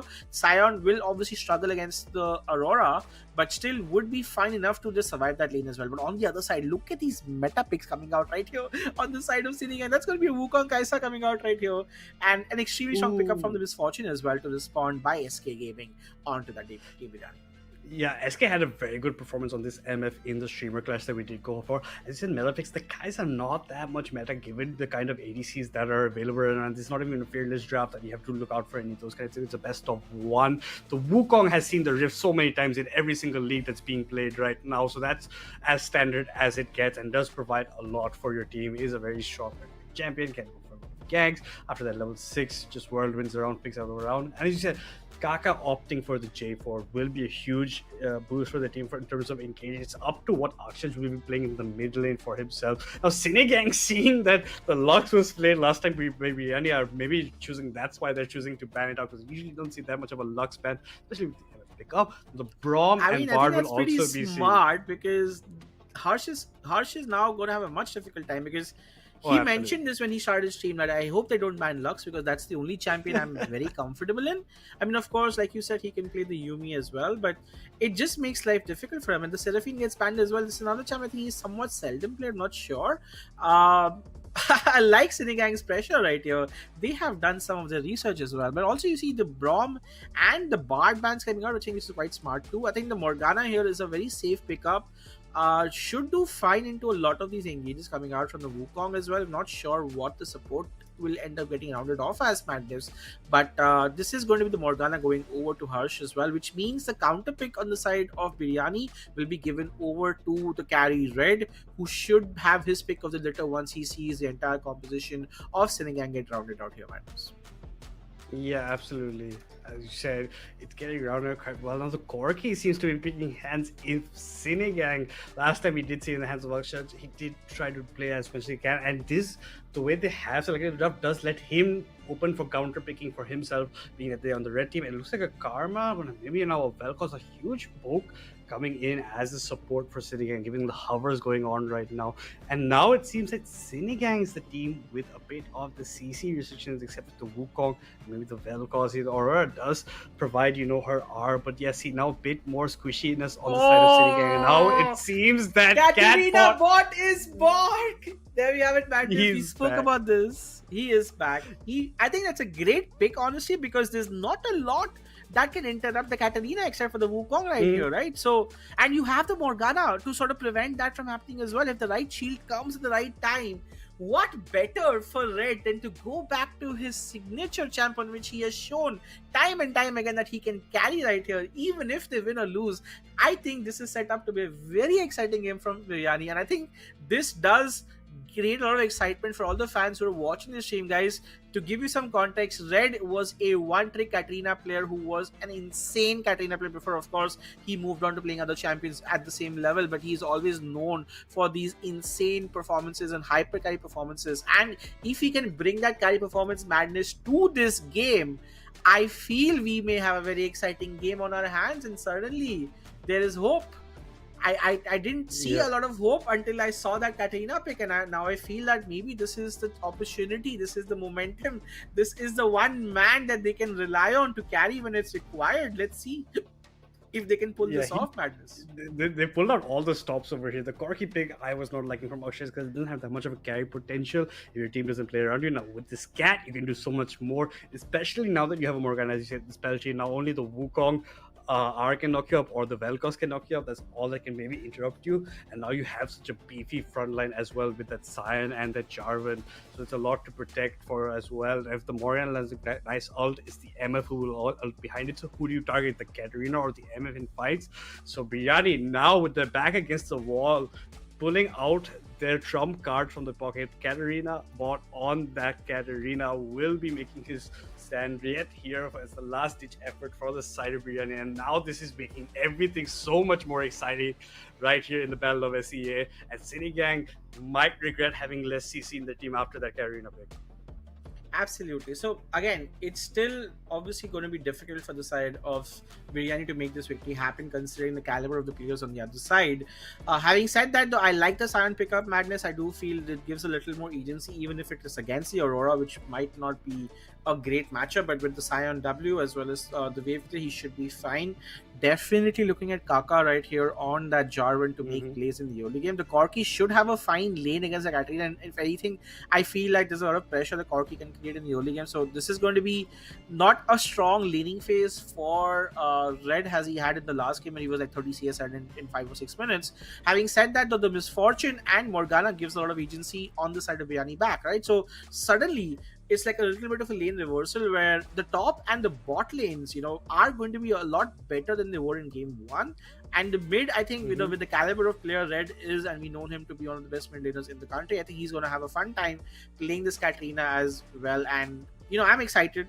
I mean, whether a team wins or not, guys, you guys are watching the Battle of SCA. This is an influencer-based tournament celebrating the merging of the Southeast Asia regions from various different regions, and we're excited to sort of bring this tournament to you. This is the low bracket match, which means the team that loses right now will end up getting eliminated for the tournament. So a lot is up for grabs right here. Each team is going to be fighting it out for victory. As we head into the roster, let's have a look at this roster. And I can't help but smile whenever I see Kaigu, Madness, because I love that threatening face of his. He just looks very threateningly, but he's also looking very threateningly cute. I don't know why. And you have Rebenga, you have Exo, Mirmo, and Rox TV rounding out the Sinigang roster. On the other side with BIRYANI, you have Exion, you have Kaka, you have Akshaj aka Red in the mid lane, you have SKplz, and you have Khelraay, who is playing support. His Lux is banned. He has opted for the Morgana. Let's see if it can pay off. But this is the star-studded roster that you can see from both the Filipino teams and the India teams in BIRYANI. And Madness, what do you reckon is going to happen in this match? Any predictions? Do you still believe? Is the fate still there for the side of BIRYANI? I definitely believe in the faith right now after seeing that. I was so happy with their draft even before the Katarina, and the Katarina was just the cherry on top of the cake at that point. That was just an excellent draft coming in from the side of Team BIRYANI, especially after you see the lack of CC on the side of Sinigang, and now it's gonna be the battle that I was hoping for. And I really want to see if Harsh plays really on the Morgana and listens more to the pings and stays back. Now Exion on this side, and even if he does overextend, he can just go for the split pushing later on. So there's just so much more avenues and roads that open up for Team BIRYANI with this, especially with Kaka now being the primary engage. He was the primary engage morely on the Diana, but now with this Jarvan, that just accelerates how fast he can go for his ganks and at what level.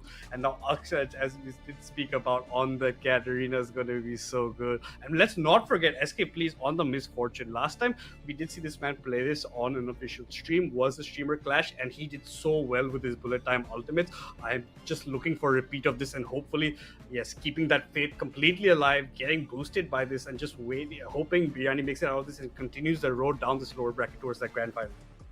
Absolutely. I think this is the time where they have to make a victory happen. I'm looking at especially how the early game here goes for BIRYANI as well, because if Sion is, or the Exion rather on the Sion is able to just make sure that he is held off that menacing Kaigu in the top lane. Like I just looking at him, I'm getting scared, man. Like this Aurora could be even scarier.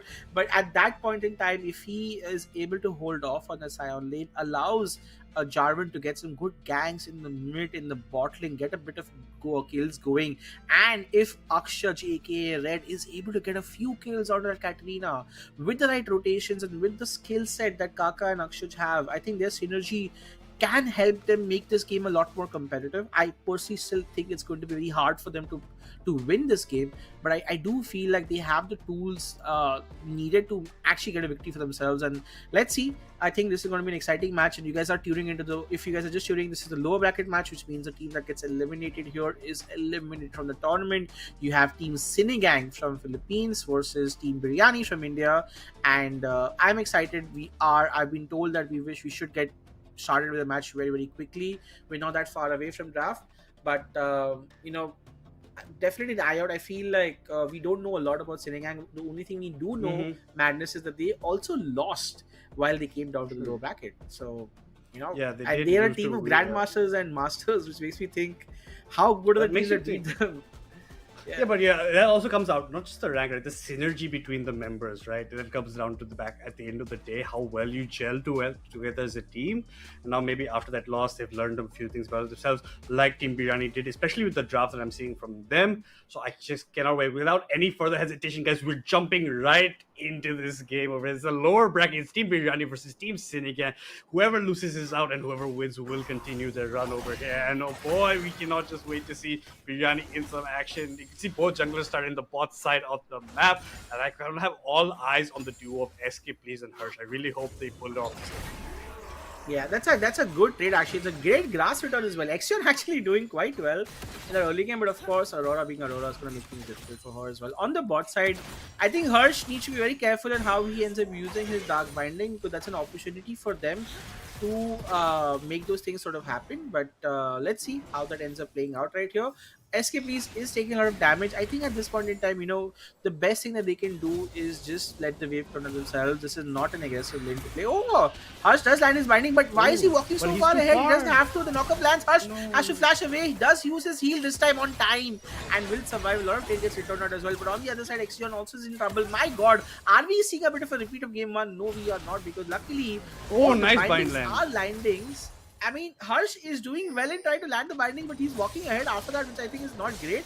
On the other side as well, look at this, Kaka and EQ. Oh, beautiful EQ as well. They want to get one more kill. They will. And first one goes to Katarina. But at this point, Wukong comes in and still, and he could get one more back for himself. On the other side, SKplz is in trouble. Kaka should be fine. First one ends up going over the Katarina, which is great for her. Misfortune would be in trouble. Badger ends up getting used, and that is still not going to be enough, as they do end up dying. And here comes Kaka.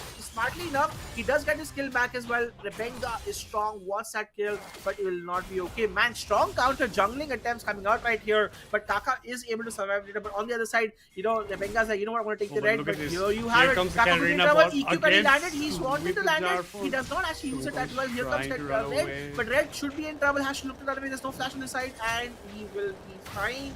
Or will he not? Oh, not. My bad. Sorry, unfortunately, won't be, and Team Sinigang pick up the feats of warfare at the end of the day. Exion are trying to run away from here over here. You can see that he has to burn his splash to get away. At the end of the day, it's going to be the Wukong who picks up the red buff over here. I don't think Jarvan can make it up. He had to run all the way back to base to get his heal. Katarina bot having a rough start. Already has died twice within 4 minutes time. He did also pick up the only kill on the side of Biryani, which was their first blood. But the feats of warfare get picked up by Sinigang. That's one more step towards the feats of strength, and it looks like you can see the Corki just cruising it. Look at the CS difference, given how much Katarina had to waste time there towards the red buff. It's a lot being pushed away. The bot side also getting pushed in. All lanes essentially getting pushed in. Exion having a rough time farming yet again in the top side. SKplz still moving her back away. I'm liking that Harsh is landing more bindings this time, at least over his mission. Yeah, but the fight doesn't stop. The knockup does hit over there. The Morgana just about gets away. At least this time, when he got caught up before, even though he walked a bit too ahead, he did burn his flash and heal and did survive them. Yeah, the unfortunate thing, Magnus, is that the wave is completely pushing against them, which is making life very difficult for them. And Exion also, like, he's in a big CS deficit, and it's a bit of a repeat of game one, unfortunately. Right? We spoke about how Yeah. they have a little better champs, but it's also like Sinigang just has better players because there's a lot of pressure that has been exerted both by the Kaisa Vel'Koz in the bot lane as well as the Aurora in the top lane, which has now resulted into massive CS leads. And like you said, in the mid lane as well, Katina, got the first blood, but unfortunately due to roams as well, found herself in a bit of a CS deficit. Oh, And but look from here there, comes the drive and the nice flag and drag onto the Vel'Koz. He does get caught off, but the knock-up does prevent anything else from happening. SKplz was taking away the pink ward, but look at who's here. Here's Katarina bot from the side, but I don't think there's an angle that she can go for. SKplz is being chunked quite a lot. Katarina does go in, but there's not much you can do. Now he's getting chunked herself, has to blink away towards the MF to get out of here. The black shield being put onto the MF does nothing essentially right now, and it results in nothing essentially over here, but Khelraay just missing out even on more CS while the Corki picks up plating. So Red gets nothing for the roam while Corki is just enjoying the farm in the middle. And look at the CS difference right there, Vishy.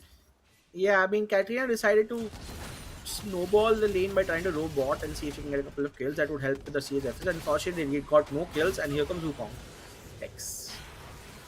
I think this might be a bit of a yiker game coming out for Red. There's a lot of hype and excitement, and the first blood did help their Madness, but now Yeah. it just seems that Sinigang are just a team with a mission at this point. Great rotations, great laning phases coming out from each of their players, and this is making things a bit difficult for them at this point. Yeah, it seemed like that first blood was the peak basically. Now it's going a bit too downhill for the side of BIRYANI. They have to recover. Red, I mean, Akshaj on this Katarina has a lot of expectations on his shoulder, but unfortunately not living up to them quite yet. There's still future plays that can make is 1 in 3, and it looks like Sinigang will be picking up the first Dragon Inferno Drake for themselves. Kaka is looking towards the side of the grubs, but the Aurora has already moved as well. Now you can see this time at least the sign is moving down. Exion has moved as there, but Corki is fired out the picture. Wukong's not even close by, and now it looks like the side of BIRYANI can maybe go for this, but they're just still looking for trap plays there. To So wait this for the is- Corki this in is the a- mid lane. He has Yeah, to be they- aware of this, right? And now he does have the Valkyrie to get out. He gets matched by the flash also of the Japanese. Now comes the Wukong of the shoulder. Kaka is very low. Does end up going down. Red is also blinking H bars. Does have to blink out with the help of a ward to just survive over there. Bit of a misplay coming from BIRYANI. They did not anticipate the Corki could be moving that much. And the flash flag and drag of Kaka also missed out on the Corki after the Valkyrie. I do feel here like they could have just done the grubs right here. I think they decided to go for it, Yeah, and decided absolutely. not to, and then they chased the Corki so hard with the Valkyrie.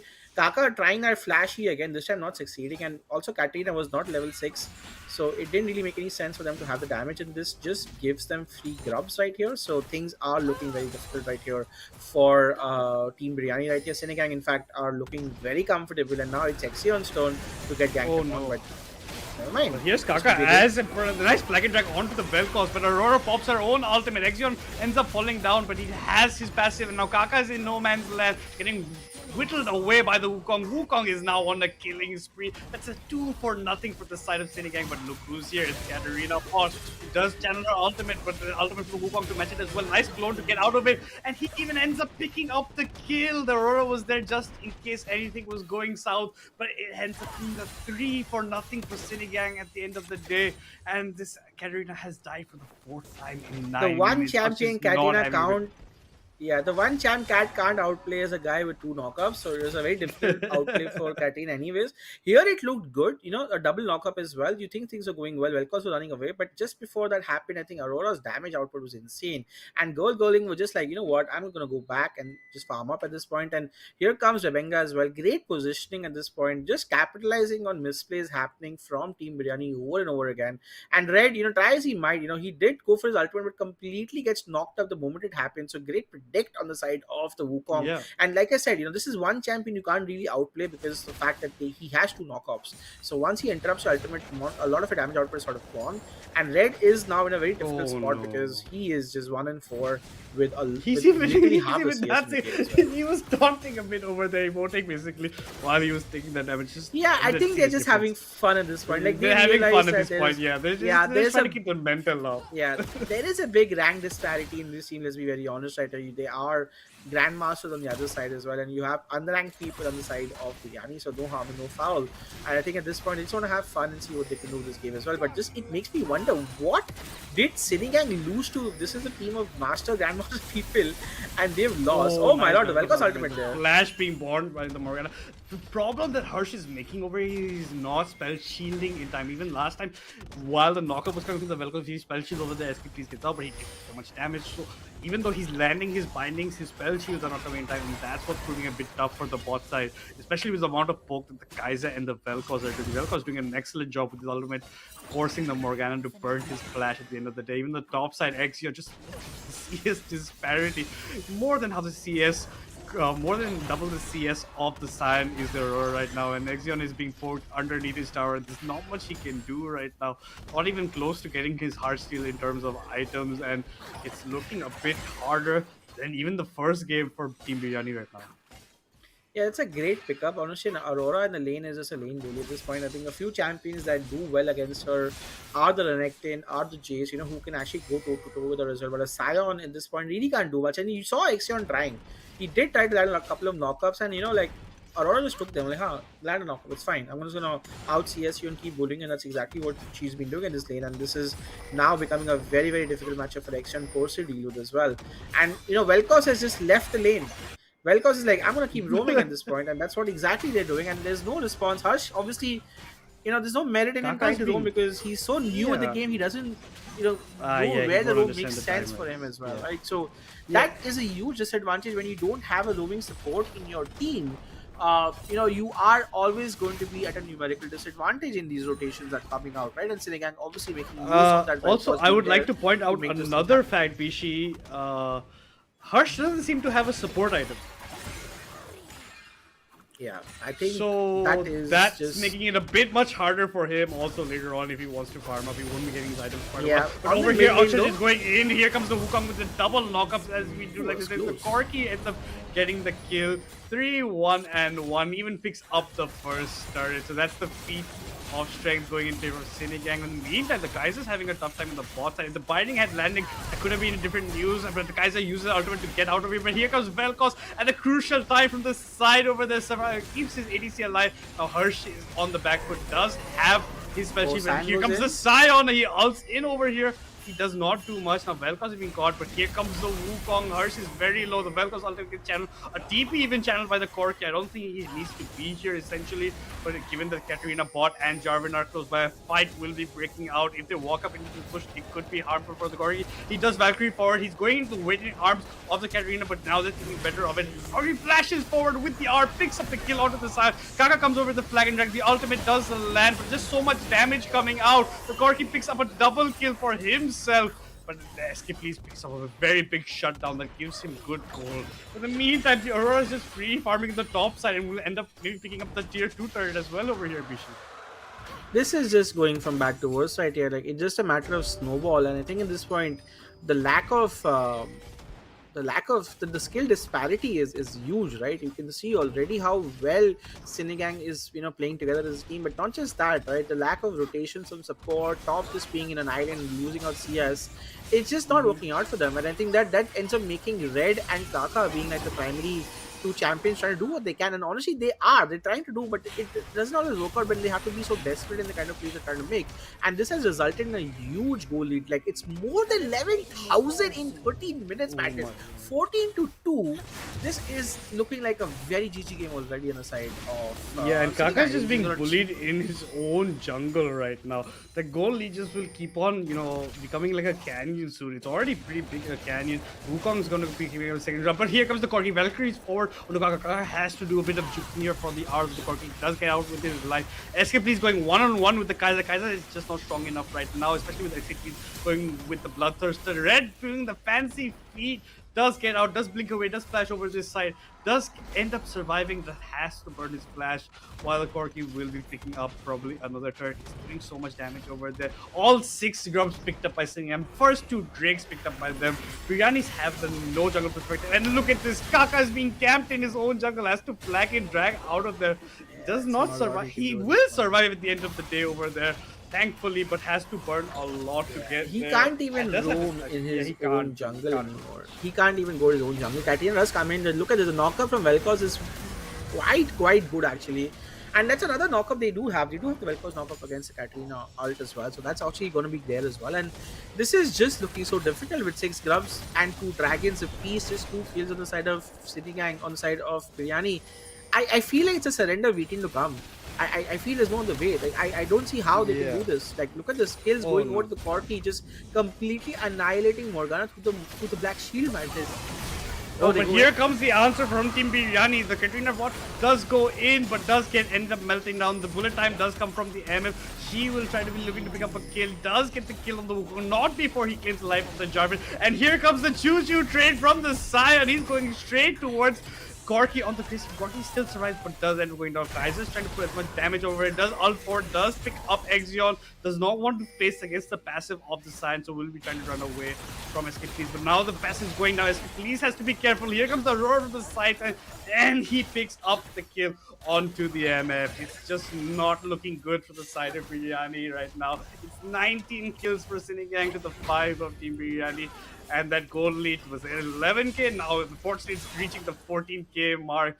And Katrina bot is definitely not having a good time right here. Bishi 2-7 and 2 ends, not having the showing that we expect from him. But Aurora might be getting caught out over here. Does pop his ultimate to maybe try and survive. But he has 3 levels up onto Katrina bot, 2 levels up onto the Jarvan. Dodges the flag and drag, does flash away. Now, Katrina bot is so low. He's going to 2v1. And he's bought so much time. The Vel'Koz has come up over here. Yeah, and with that, he does pop them. It's a double kill for the side of Sinigang. Yeah, And they very can't well catch played a by break. Aurora. They can't catch a break. Every time they're trying to get a couple of kills back, you know, they end up losing a lot. And yeah, shutdowns are going over, but it doesn't matter when your goal lead is now 14,000 in 16 minutes. I think this is a pretty much it's 20 minutes in surrender is what I think is going to happen at this point. And gotta wonder, you know, like yeah, it's just not a lot you can do when there is such a big gap in certain players. Of course, you know, they are trying their best, and you can see Red, Misfortune, Katarina, Misfortune, Jarvan trying their best. Absolutely, even I think Sion's playing pretty well,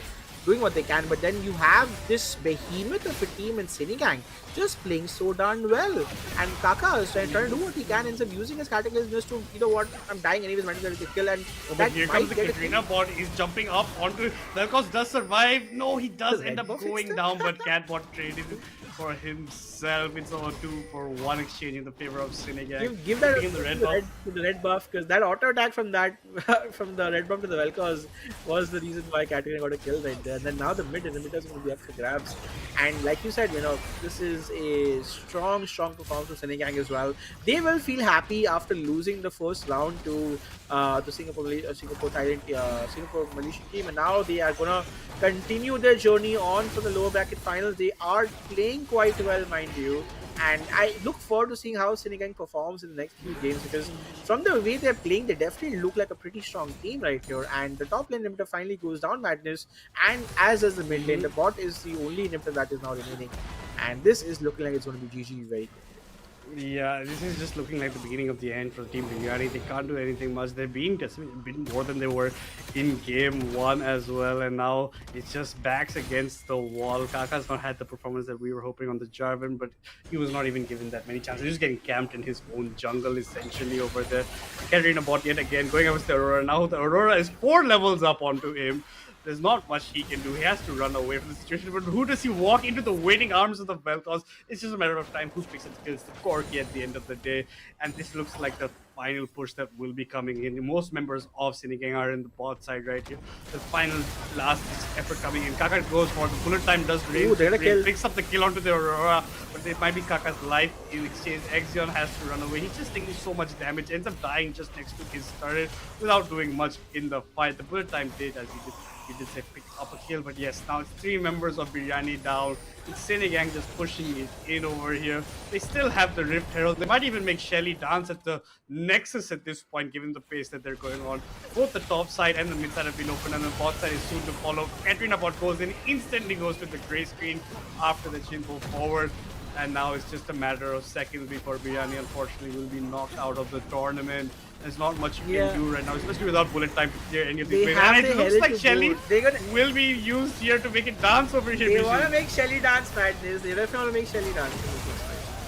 Yeah, and that's they get a kill on the Corki. SKplz picking up some exit kills over here. Kaka's trying to do his best against the Wukong. He will end up falling down. Exion does pick up the Wukong in exchange. But yeah, that's the beginning of the end. Shelly's still knocking away. They really have to kill Shelly so it doesn't dance over here. They do end up killing it to save some face in that format. But there's so many minions. There's not much wave clear over here. The Vel'Koz ult comes in. So does the Kai's ult as well. That's Red falling down. Akshaj falling down. So does the KTs. That's Sinigang winning out over here in the lower Less than bracket 20 round 1 minutes. against Team BIRYANI. Less than 20 minutes, as you said. And unfortunately, knocking Team BIRYANI out of the Battle of SCA.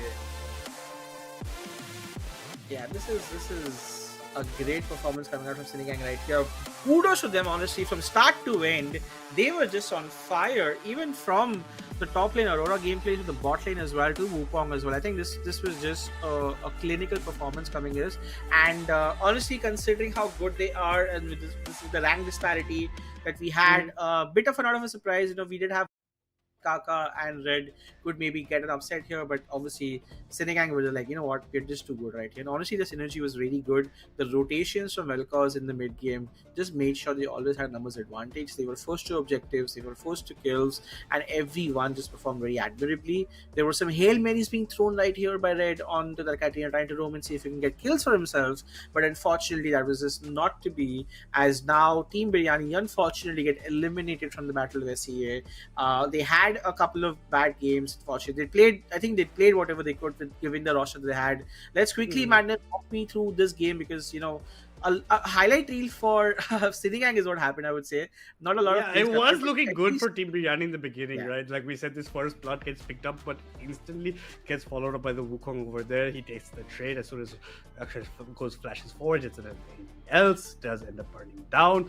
But yeah, the bot side, it did look a bit hard for them. The spell shields were just not coming in time from Khelraay's side. SKplz just getting poked so much underneath his own tower. There's not much he can do. And the other story of this is here, Kaka just getting camped in his own jungle. Akshaj did come to provide some help, but that just made sure that he fell so much further behind. Exion even forced to burn a flash over here at this point. And it's just a battle of BIRYANI getting a bit, outnumbered in terms of experience or level wise, because as soon as Akshaj fell behind with Katrina, he just never had a chance to come back from it. And you can see just tower dives or just force aggressive plays from Sinigang getting out so much for them. They were just at one point, I think 12-1. They got all the objectives. Just not much you can do, and especially when they start suffocating your jungler, that is Kaka, right? In Team BIRYANI, with just staying in his jungle and to keep on second guessing of just walking into his own space. It just makes it a hard battle for the side of Team BIRYANI. Akshaj was trying to force a lot of fights, maybe trying to get some kills to try and get ahead, but every time was getting shut down by the combined team chemistry of Sinigang. Yeah, absolutely. And at a certain point, it didn't matter what plays were being made right here, because they were just so far ahead. And you can see right after the 12-minute mark, this was just a highlight read for Sinigang, because every time we just go in, Corki Exion was on a rampage right now. Kaka and Red kept trying with the Vel'Koz knockups right there, just there. I think SK also played a really good game, all things considered. Unfortunately, there's just not enough. They got a couple of scrap kills back. Exion also getting the first of his game here, but it was just not enough, because as in when they got a few kills, they also gave everything back here. The Kai'Sa here as well was there. Aurora rotated off in this particular fight. SK honestly were trying his really best to see what he could do right. It's not going to be enough at this point. And they slowly but surely started taking the bot lane towers, the top inhibitors as well. And then just broke open the base even before the game ended. And at this point, some efforts were being made to kill one or two people, which they were successful. But the instant response of Sinigang anytime a fight would break out was just immaculate, and they always made sure that they gave more than what they could receive in terms of kills as well, right? They finally took down the last tower. I mean, Katrina bot was just having fun in this game at this point. At a certain point, that he's just playing for fun, because the game was all but lost right here. The bot lane inhibitor finally went down as well. Shelly, in fact, Madness was used in an attempt to make her dance while the Nexus exploded. Unfortunately for them, that was not the case, because one last Hail Mary did come out from the entire team of BIRYANI. SKplz got that kill on the Corki as well. And here comes the Benga ban. What a brilliant performance from the Wukong as well. Does really, really well on that champion. And there you have it. A great performance coming out from Sinigang right here. And Red also just not going to be enough. And Shelly unfortunately dies, Madness, but not for they get a kill back, and there you have it. In 19 minutes and 53 seconds is all it takes for them to win out, and Sinigang are your winners of this game as they advance to the second round of the losers bracket. They still have a long journey ahead of them, but they still fight on, at least for today. As for Team Biryani, a valiant performance, but not enough. They are eliminated from the Battle of SEA.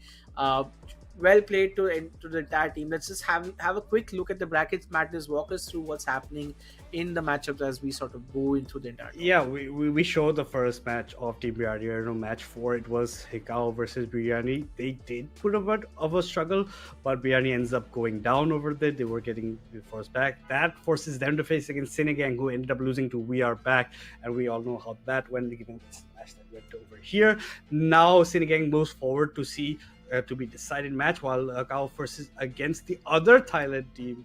That's 2 Thailand teams over there. Sorry, it is Hakao versus the Mukros Creek Sword team, while T1 Paidu, unfortunately, like Biryani, are out of this tournament. They don't go home without anything, mind you, folks. They go home with a cash prize of 900 USD. And mind you guys, this was a for fun kind of event, so no harsh pressure on the players. They had fun playing it, we had fun casting it, and we just expect bigger things in the future from this region. And this is a celebration of all the servers of the SEA except Vietnam joining together. So it's just to see and just to enjoy with each other how it's going, and just put a big round of applause for your members who did participate. They did try their best, even in the hard, dire circumstances. So a round of applause for them, and hope to see more from them in the future over here, Bishi. Any final thoughts about the match over there, Bishi? I think the match itself is just a testament as to how strong the other regions are. Let's have a very honest conversation. This, Thailand, Indonesia, Philippines, Singapore, Malaysia have had a server and a competitive circuit for the region since season 2. So it's been a really long time.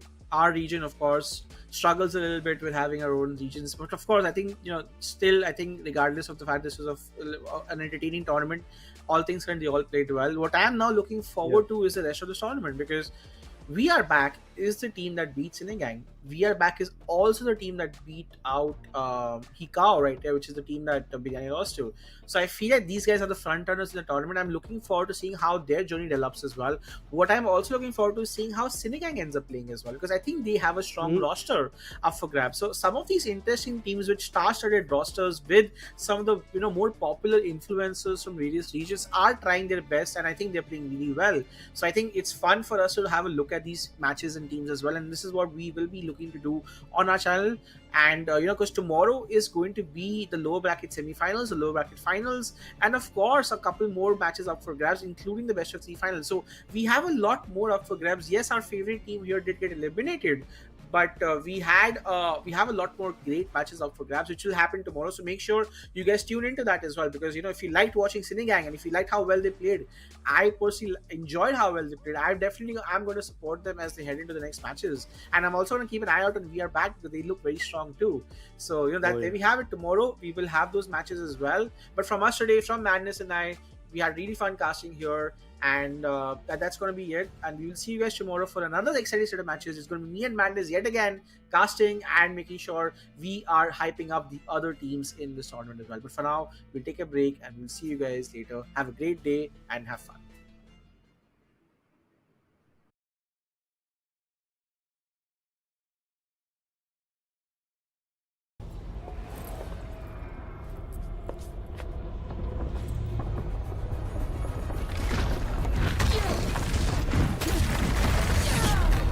Welcome to war.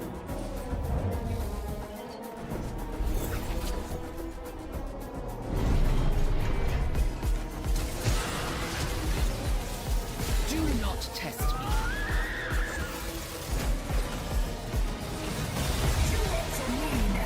I yield to no one. What's this? Such senseless chaos, Jinx. I hardly felt a thing.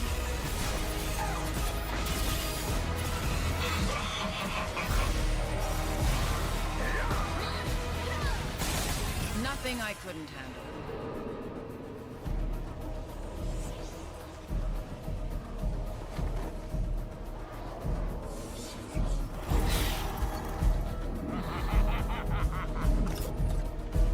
Oh, it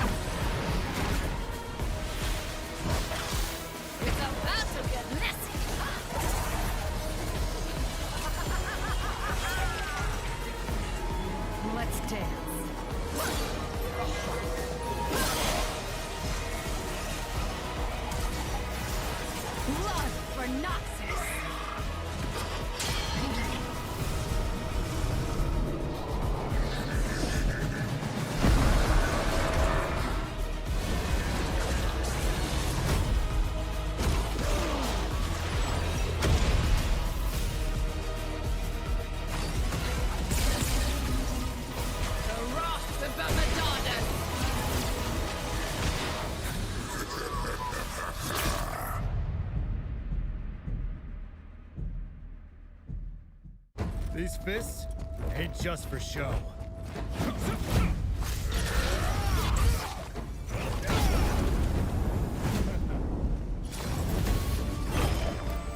Come on! Who's next?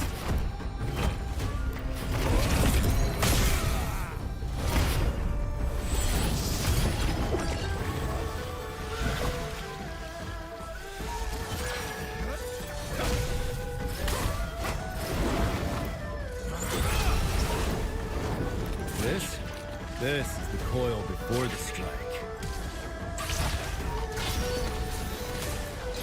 Let's settle the score. You'll want to get a close-up of this. Like the ivory serpent, I don't back down when it comes to family. You pick a fight with them, you pick a fight with me. Hometown hero coming through. Mom's fought for me since I was born. It's my turn now.